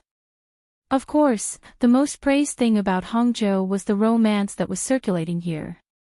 The protagonists were a human and a snake. Renbochen had never been able to figure out how their child came to be. Renbochen told the Empress about his itinerary, and she was very interested in these so-called robots. After all, she found it very novel that these robots were completely made of machinery, could speak, communicate, and could do many things that only humans could do. The next morning, the two of them arrived at the Science and Technology Park in Hangzhou. They found the address given by the other party, made a call, and soon, someone rushed over. The person was a man in his 40s, and he was amazed when he saw the Empress. He then restrained his expression and said to the two of them, "Are you Mr. Ren from the phone?" "Hello, I'm the sales manager of Linkage Intelligence. My name is Zhao Han." Renbochen smiled playfully. Most people introduced themselves with the surname Li or Zhang, but the other party couldn't say that his surname was Zhao. "Excuse me." Zhao Han knew what Renbochen was thinking by looking at his expression. He smiled generously and didn't seem to mind. "Please follow me." Zhao Han smiled and led the way. The three of them went all the way to the 15th floor before arriving at a laboratory that wasn't very big. A computer took up about half of the space. The remaining half of the space was filled with all kinds of robots. Half of them were humanoid or half-humanoid. Some of them even had a layer of silicone skin. They looked very similar to real people. From a distance, it was really not easy to tell that they were real just by looking at their upper bodies. After all, this was the other party's specialty.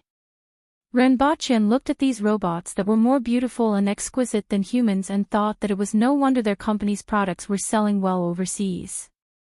He had to admit that these things were really the welfare of an otaku. With such simulated robots, if they had a certain level of intelligence, the future population would probably be worrying. However, this was a problem for the higher-ups and had nothing to do with him.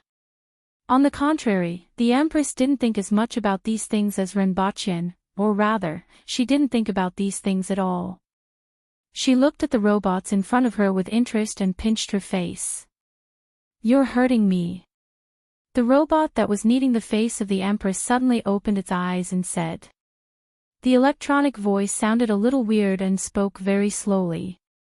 However, the content gave the Empress and Renbochin a shock.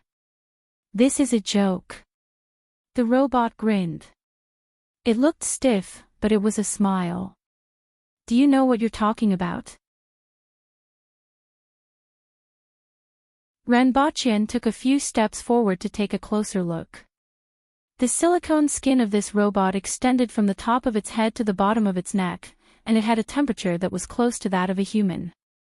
Its appearance was exquisite, and it was very much in line with the Eastern aesthetic standards. Appropriate jokes can shorten the distance between people, including robots, the robot said. "Do you have a name?" "Yuya, this is my name. If you can remember it, I will be very happy." "Can you think?" Thinking is a very difficult question for me to answer, but it is also a trait that I hope to possess. But judging from the current situation, I still have a long way to go. "How did you do it?" Renbochin turned to look at Zhao Han and asked. According to the database, she will give different answers in different situations. Just now, when this lady was pinching Yuya's face, she was woken up from standby. In this aspect, even if we aren't the best, we aren't much worse than other countries, Zhao Han said with a smile. He was very satisfied with their reactions. "Yu Ting, you have a guest." The two half-bodied robots beside Yuya opened their eyes upon hearing Zhao Han's voice. With a slow electronic voice, they said, "Hello, guest." "Hello, Manager Zhao." Look, they can be woken up from standby by calling their names. Zhao Han laughed. "I'm starting to have confidence in the capabilities of your company," Renbochin exclaimed.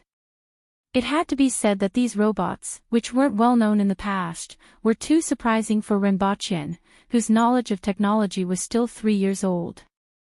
Next, Zhao Han demonstrated some of the abilities of the robots. During his observation, Renbochin realized that the performance of the robots in terms of intelligence wasn't as outstanding as he had imagined, but they had already met most of his requirements. The only problem was that these robots were connected to the database through the network. Renbochin didn't know how far the robots could go after disconnecting from the network. "I don't see anyone from the lab," Renbochin asked. "This is the exhibition area. Today is the weekend, so most people are on vacation," Zhao Han replied. "Please follow me to my office." Next, Zhao Han brought them to his office. Apart from him, there was also a bespectacled lady who was said to be from the lab. Zhao Han poured them a cup of tea and asked, "What requirements do you have for the robots?" "I want the robots to be able to complete university-level teaching tasks. Unlike the monotonous teaching methods of your home robots, they can be as active and interactive as possible. Just like a real teacher." Zhao Han nodded. Using a robot as a teacher was something many people wanted. It was actually quite difficult to reach the stage of interactive teaching, but it was not impossible. As long as there was a huge database, it could be done in another way. Without the network, the data is stored in the robots. Zhao Han looked at the bespectacled lady. The lady pondered for a while and said, "That depends on what kind of data you want to store. The amount of data can't be too large, or it will reduce other aspects of performance. The lady's voice was a little hoarse. Mathematics, logic, chemistry, biology, Renbochin replied. If it's a university course, it can be done. The lady nodded. Hearing this, Zhao Han also laughed. It needs to be able to project mathematical formulas, derivations, physics, and the steps of chemical experiments in a simple and clear way. In addition, I wanted to have a mechanical style, such as a transformer or a Gundam. Can they move on their own? It's best if they can walk on their own and charge themselves. In addition, the battery must be high. I don't want a toy that will run out of battery in less than 10 minutes. Renbochin listed out some of the requirements he had in mind. Finally, the other party gave him a price of 16 million yuan for a teaching robot that could last for half a day, charge itself, project images, and interact. Renbochin immediately ordered 2 units. As for the delivery time, it was 3 months. After both parties signed the contract, Zhao Han asked curiously, I'm a little curious about what you do, Mr. Ren. After all, using such an expensive robot for this is a little, forgive me, a little wasteful. At present, such custom-made robots could only be considered toys for the rich, and he could understand any strange requirements. However, the strangest thing was that the person in front of him only asked for teaching capabilities. 16 million yuan could hire 2 teachers for 1,600 months, which was 133 years. In other words, 266 teachers for a year and 26 teachers for 10 years. I'm a village teacher. The robots are prepared for the children in the mountain villages. Renbochin's reply stunned Zhao Han, and he laughed. Village teacher. This was just a joke from a tycoon, and anyone who took it seriously would be a fool. However, when he thought about the 2 robots that only asked for teaching capabilities, Zhao Han felt that this wasn't impossible. He glanced at the Empress. The story of a rich second generation who went to a village to teach in order to impress his sweetheart immediately formed in his mind. After leaving the building, the Empress whispered into Renbochin's ear and asked, Did you say that Dayo is a village? Renbochin tilted his head, and the Empress's soft red lips gently brushed against his face. Renbochin felt that this was the truth. However, the Empress's expression seemed a little dangerous, and her eyes were full of ridicule.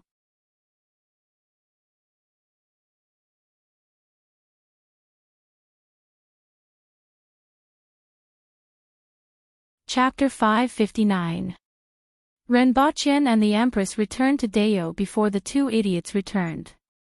On the way back, Renbochin was still thinking about how the 2 idiots managed to become guests of honor at Fatso's place. In addition, they ran a red light on a horse, injured the police officers, beat up everything that couldn't be beaten, smashed baths, and destroyed prostitution dens. The experiences of these 2 people were really colorful. He had already prepared the wine and was waiting to hear the story. Don't think about it. Go back and pacify the rebels. I'm going back to Lawn City. I miss it a little, the Empress said. Renbochin held the Empress's hand with one hand and supported a pile of boxes with the other. There were still flash bombs and hand grenades inside. Stun grenades were much more powerful than hand grenades when used properly. The scene in front of them instantly changed and appeared in a room in Dayo. The sound of wind and rain reached their ears.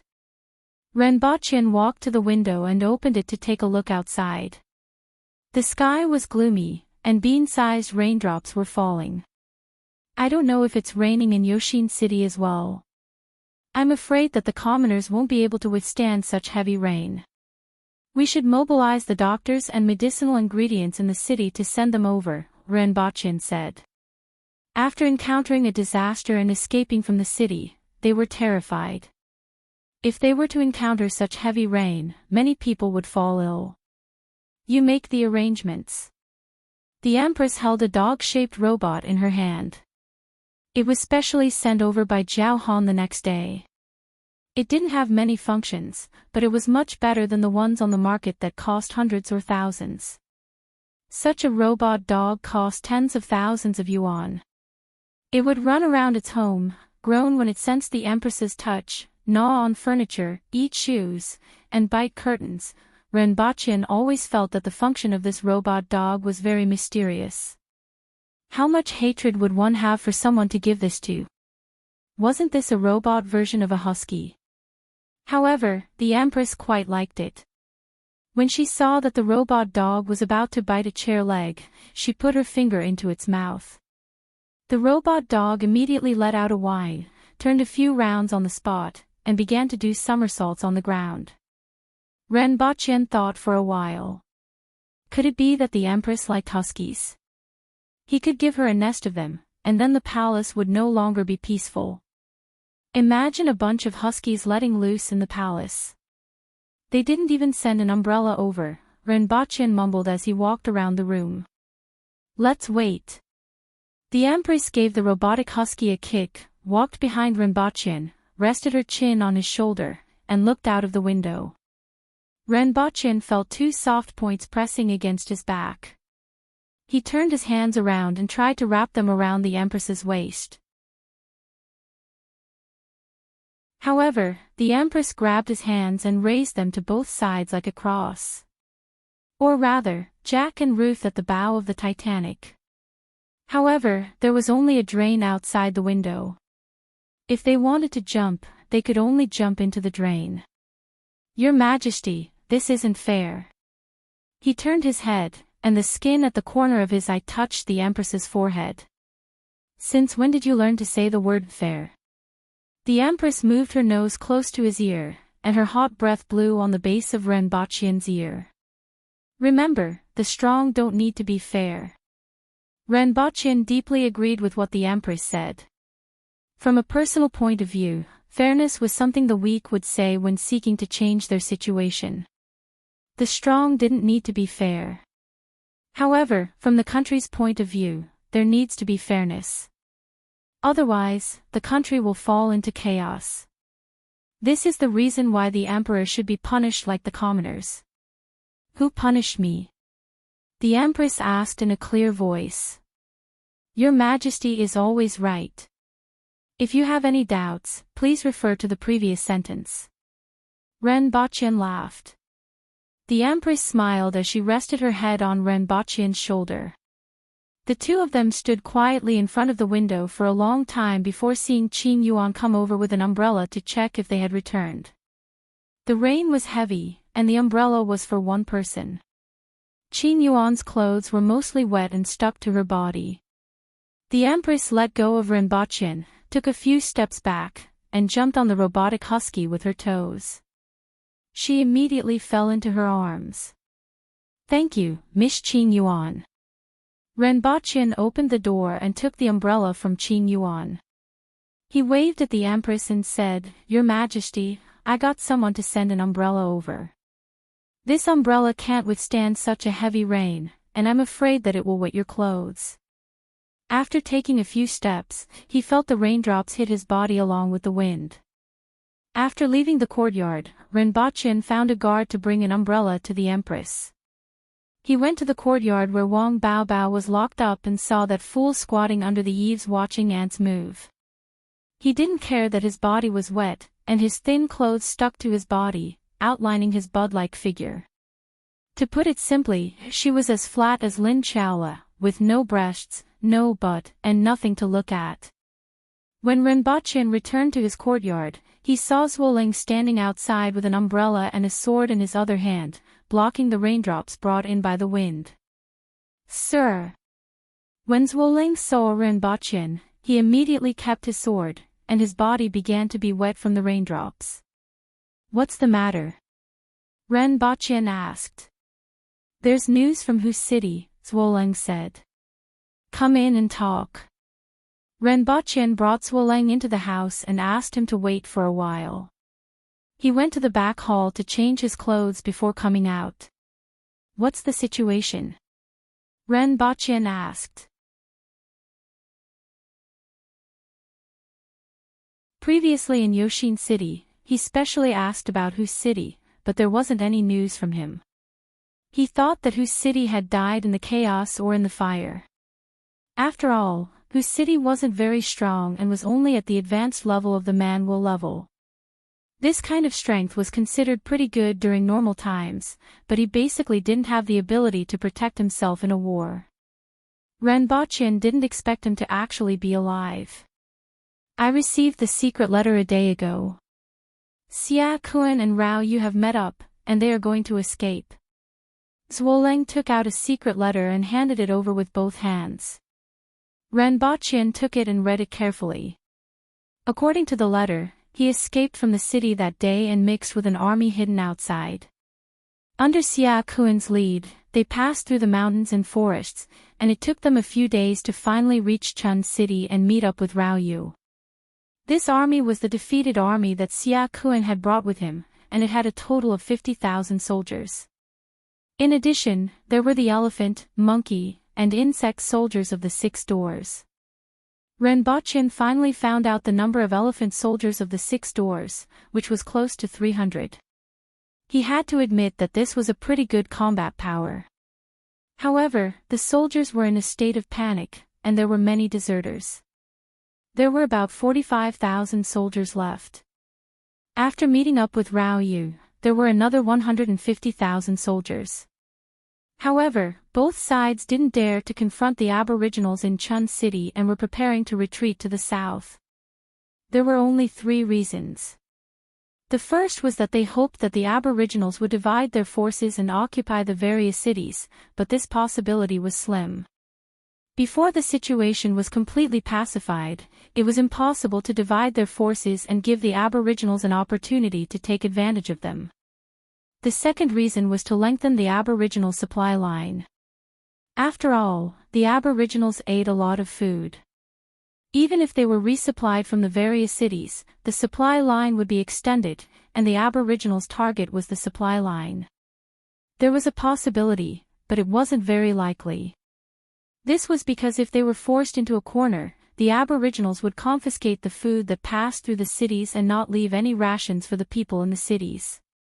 This would force some people to rebel, but it would be too late. Before these people could grow up, Xia Kun and Rao Yu would probably be eliminated. The last possibility was that they had a favorable location in the south, and they wanted to wait for the aboriginals there for the final battle. What do you think? Renbochin looked up and asked. Their target should be Deyunze. Zhuoleng immediately voiced out his thoughts. What's that place? The lair of the 6 doors is nearby, and Deyunze is a swamp. It's said that it's very dangerous.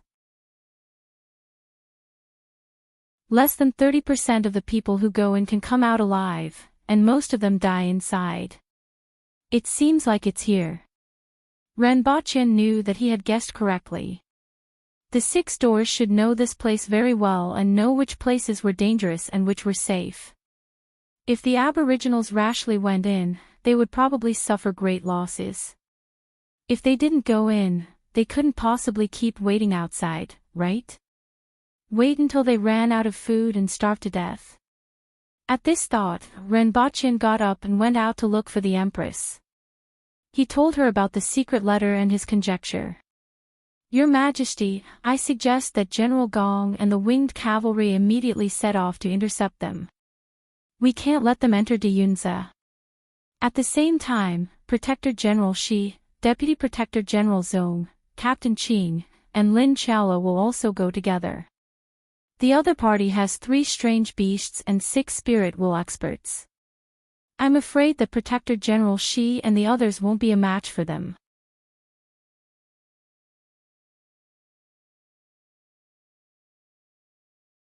Chapter 560. 10 days later, the sun shone down on the earth. People who were exposed to the outside would be drenched in sweat after a short while. The Empress, Shi Wanya, Zongshin, Qingping, Gongjing, Renbochin, and many winged cavalry warriors were waiting in the forest halfway up a hillside. It's too hot. It's either a heavy rain or a scorching sun. Renbochin moaned as he enjoyed the coolness of the shade of the trees. After 10 days of relentless pursuit, he had finally caught up to the rebel army. However, even though he had returned to Earth twice in the past 10 days, he had almost lost a layer of skin. As soon as he entered the forest, he fell to the ground and refused to get up. Sir Ren's body still needs to be trained, Shiwanya said faintly. Apart from him, the others were basically unaffected. Yes, I haven't trained you for a long time, and you have been slacking off. This time, I will start training twice as much every day when I go back, the Empress said thoughtfully. Renbochin widened his eyes and looked at Shiwanya before looking at the Empress. Who did he offend? A group of Cardinal Heaven bigwigs like you can't even compare to ordinary spirit will experts. I'm only a man will expert. Man will level. How can we compare to you? Your Majesty, wait until I masterly Fu's godly spear, before training. Renbochin said innocently. You can't use your spirit before you reach the spirit will level. You won't be able to learn it, the Empress said faintly. Your Majesty, I have such an amazing physique, a rare talent that only appears once in 100 years. I can definitely do it. Renbochin sat up from the ground and vowed. The Empress snorted softly. She couldn't be bothered with him. She placed the robot husky beside her feet and stroked its head. The robot husky didn't even run 2 steps before it tumbled to the ground. In a flash, Qingping grabbed the robot husky and placed it beside the Empress. Only then did he exclaim in admiration, this thing is rather interesting. The person who made this thing is really amazing. An inanimate object can actually act like it's alive. Then, in a flash, the Empress shot Renbochin into a tree. The tree, which was wide enough for a person to wrap his arms around it, was broken and fell to the other side. Before anyone could react, Renbochin looked down and saw that the robot husky had been grabbed by Qingping's big hand, and its entire head was out of shape. The fact that the Empress had brought it along with her all the way showed how much she liked it. Now that it had been destroyed by Qingping, he was already being merciful by only shooting him into the tree. Captain Qing, your grip is too strong. Renbochin laughed as he pointed at the robot dog. Qingping crawled up from the ground and took a look, apologizing profusely. The Empress picked up the robot dog and pinched it. The robot dog was like plasticine in the Empress's hand. The areas that were dented immediately bulged up, and the areas that were originally fine were dented. After the Empress squeezed a few times, the robot husky's head was already beyond recognition. It was completely dead. Your Majesty, I'll go back and buy you 2 better ones. Renbochin smiled bitterly. Only then did the Empress stop whipping the corpse. She reluctantly slapped a hole in the ground and buried the mechanical dog in it. This was to prevent its corpse from being exposed to the wilderness. Remember, I want to. The Empress raised her head and said to him after she was done. Everyone waited in the forest for a long time before the Baihu who had been sent out to scout came back to report, Your Majesty, my lords, the rebel army is still 2 hours away. Continue investigating. Renbochin waved his hand. I'll go and take a look as well. Qingping stood up and said. There were still many experts in the rebel army, and if they were discovered, they wouldn't be able to return. Having an expert overseeing would always make people feel more at ease. Thank you. Renbochin cupped his hands. He turned to look at Lin Chaola, who was sleeping soundly on a rock nearby. The light that shone through the branches and leaves seemed to have been shattered and scattered on her body, 150,000 people. As long as one person kills 200 of them, it'll be a piece of cake. Gongzheng counted with his fingers and didn't get it wrong. Renbochin wanted to give Gongzheng a thumbs up for his mathematical skills. It's not like there are 200 He Langjun. Renbochin casually said. The wild boars in this world were called He Langjun. It was easy for one winged cavalry warrior to deal with 200 ordinary people. However, 700 winged cavalry warriors would inevitably suffer losses when facing 150,000 soldiers. Quantitative change could lead to qualitative change. 200 He Lang Jun are really not to be trifled with. Gong Jing laughed. Those fellows were 3 to 4 meters tall, weighed a few tons, and had coarse skin and thick flesh. They were indeed not to be trifled with. The enemy's elephant soldiers are not to be trifled with either. Ren Baqin said. With Sir Ren's things, it won't be a problem. Gong Jing slapped his thighs and laughed. He then turned to the people below and shouted, "Check everyone and make the best use of the remaining time to rest." Ren Baqin thought about it and felt that there shouldn't be any problems with 8 grenades and 2 flash bombs per person. When throwing the grenades, you must split up. Don't throw them all at once. It's too wasteful, Ren Baqin couldn't help but say. Understood. In a while, the winged cavalry will be divided into 7 teams with 100 people each. They will attack from 7 positions at the same time and break up the enemy's marching formation. The main target this time is the leader of the rebel army. As long as we find him, Shiwanya and Zongshin will be responsible for taking his head. If an expert appears, I will naturally take action. After that, the enemy will disperse. Then, we will clean up the periphery and tear apart their flesh bit by bit. There's no need to fight recklessly. In particular, if we encounter a large group of defeated soldiers, we must retreat after one attack and move around the periphery. When there's an opportunity, we will kill them with one blow. Finally, try to drive them in one direction. If they split up and escape, it will be troublesome to find them, the Empress said. This was the tactic that they had been studying along the way. Of course, even though this type of wolf pack tactic wasn't in line with the Aboriginals' combat habits, everyone felt that it was worth a try when they thought about the pitiful number of winged cavalry warriors. After another hour, the winged cavalry scattered and hid in trees or other concealed places. There was a distance of 200 meters between each team of winged cavalry. Following them were the mounted scouts of the rebel army. However, they didn't expect the Aboriginals to receive the news and go around in front of them. They had always been wary of the pursuers behind them and not the interception in front of them. As a result, the mounted scouts only did a simple check and went back to report. The Empress was sitting on a tree branch about 7 meters in the air and swinging her legs in boredom. Ren Baqin was hanging from her leg and swinging his leg in the wind like a hanged ghost. Are you coming up? The Empress looked down at Ren Baqin.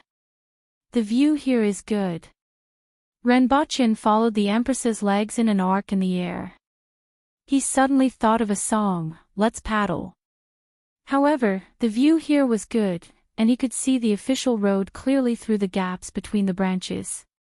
He couldn't see anything from the Empress's position.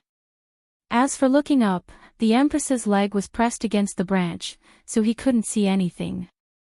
At this moment, under the sun, an army was marching forward with heavy footsteps. The defeat and the continuous days of walking had caused the morale of the rebel army to hit rock bottom. The 150,000 soldiers stretched for dozens of kilometers, and they couldn't see the end of the army. Everyone waited until the sky turned dark, and only half of the rebel army had passed. At this time, they were in the middle of the rebel army. However, the leader of the rebel army was nowhere to be seen. Ren Baqin swung up from the branch and let go of the Empress's leg. She grabbed his arm in midair and pulled him to sit beside her. Your Majesty, do we continue to wait or use another tactic? Ren Baqin asked. Previously, they had already predicted 2 scenarios. The first was that they didn't find the leader of the enemy. They would charge forward and kill one wave before retreating. They wouldn't want unnecessary casualties.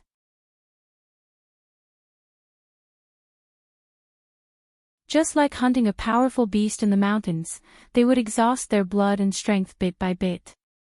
There was still a 5-day journey from here to Diyunza, which was enough to drain their blood dry.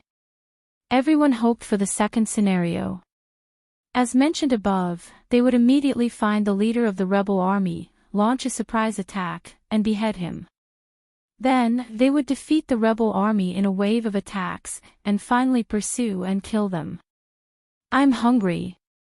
The Empress looked at him first. Renbochin took out a Snickers bar from the bag at his waist and stuffed it into the Empress's hand. Your Majesty, have some dessert first. Lin Chaola, who was on the tree beside them, perked up her ears. She stepped on the tree and landed on the one that Renbochin and the Empress were on. She hugged the tree trunk with both hands and looked at the bag at Renbochin's waist. The Empress took the Snickers bar and informed Gongjing not to act rashly. Wait until nightfall to investigate. Renbochin grabbed a handful of candy and gave it to Lin Chaola. Did you hear that?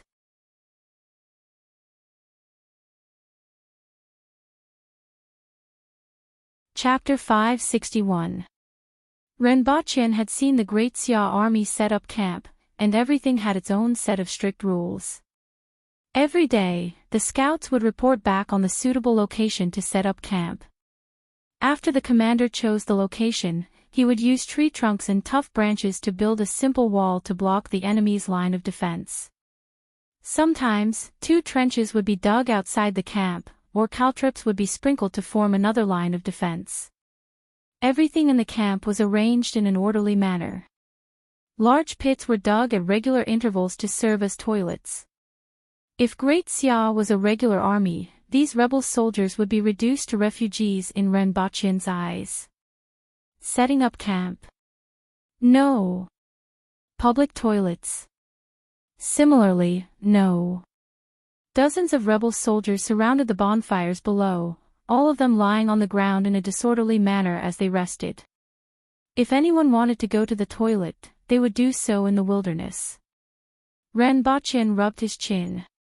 With the quality and morale of these rebel soldiers, a single charge from the Protectorate of the South would probably be enough to defeat them. After pondering for a while, Renbochin turned his attention back to the Empress. At this moment, the two of them were sitting side by side on a tree branch. The surroundings were dark, and the rebel soldiers were noisy at the foot of the mountain. It was quiet on the mountain with the occasional sound of beasts. Renbochin leaned to one side and nudged the Empress with his shoulder. What's the matter? The Empress opened her eyes and looked over. It's nothing. Renbochin smiled. After a while, he nudged the Empress with his shoulder again. The Empress narrowed her eyes and looked at him. Her gaze was so clear that it was as if she could see through his heart. She didn't say anything and directly grabbed his collar, lifted him up and shook him until his entire body went limp. Only then did she place him back on the tree branch. She used 2 fingers to gently clamp his clothes to prevent him from falling down. Renbochin couldn't possibly say that he was just fooling around. His entire body felt numb as he leaned on the Empress's shoulder and said, I just feel that it's pretty good to sit here quietly with your Majesty. Humph. The Empress let out 2 soft snorts. The moonlight is so beautiful. The Empress looked up and saw that the canopy of the surrounding trees blocked most of the sky, so she couldn't see the moon. She removed 2 fingers from Renbochin's clothes and pulled his face, asking, Where's the moon? In my heart. Ouch, ouch, ouch, ouch, ouch, ouch. Renbochin was halfway through his sentence when he felt the Empress's fingers exerting more force. After another 4 hours, it was already late at night. Finally, he received news from the north. Using his binoculars, he observed that there was a place in the north where there were more carriages near the bonfire. He also saw a person who looked like Rao Yu.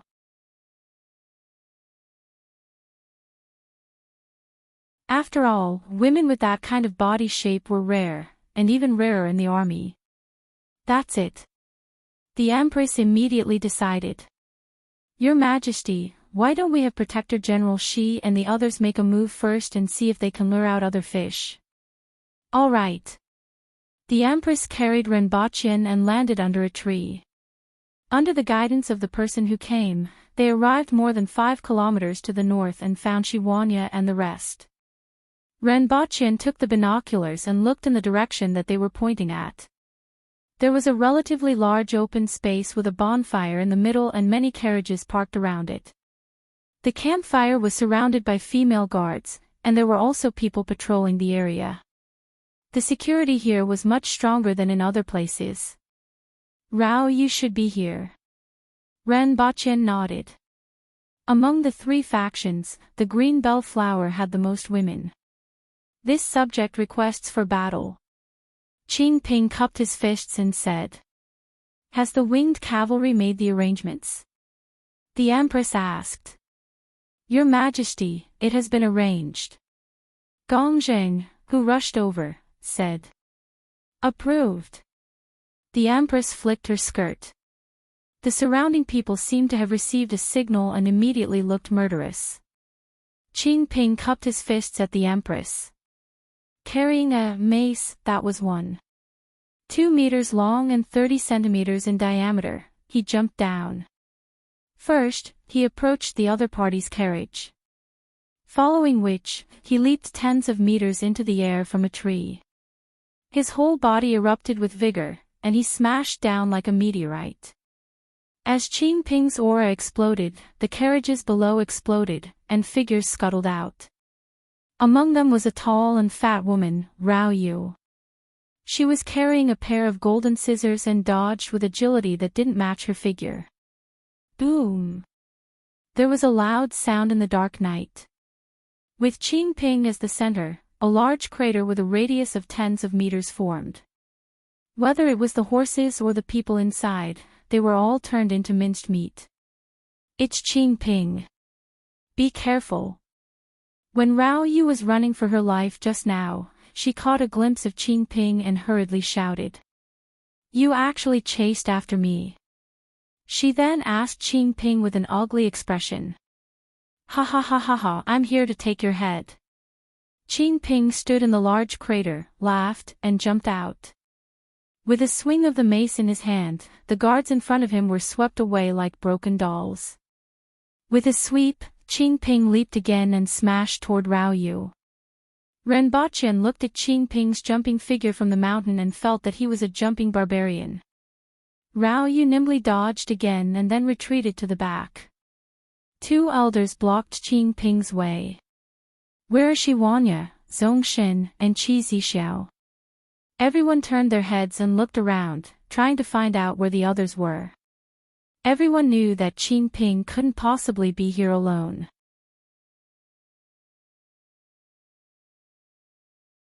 With that, Shiwanya and Zhongshin walked out of the forest step by step with the aura of a towering mountain. We are here on Her Majesty's orders to wipe out your traitors. Why aren't you giving up? Even though they already knew that Qing Ping wasn't alone, everyone's expression changed when they saw these 2 people. There were 3 Cardinal Heaven experts, and they were the ones in front of them. Previously in Wu City, it took 9 people to fight them to a draw. Now that Qing Yun's sword and Zhou Qing, who had condensed their heaven-grade weapons, had surrendered to the other party, the remaining 6 spirit will experts of the rebel army wouldn't be a match for these 3 people. If it weren't for the 3 strange beasts, these people would have to think of a way to escape. The rest of you, come out together. Where's Qi Zixiao? For more people appeared beside the 2 spirit will experts. Now, all 6 of them were present. You are just a bunch of thieves. Why do you need Her Majesty's help? Shiwanya laughed. I have nothing to say to you. I'm here to take your heads. After saying that, he placed the long-handled broadsword at his side. With a stomp of his foot, the broadsword swept toward the necks of the 6 people. Only a faint white line could be seen in the night. These people couldn't even feel the slightest sound of the wind. Seeing this broadsword, their expressions changed drastically and they retreated. After the broadsword, there was a boom in the air. It was as if even the air had been cut open. At this moment, the air collided with each other. Zongshan also made a move at the same time. His body suddenly leaped, and everyone felt that it wasn't a person but a huge saber-toothed tiger that leaped over. The broadsword was the saber-toothed tiger's fangs. If they were slightly slower, they would be buried in the tiger's mouth. Die, you traitor!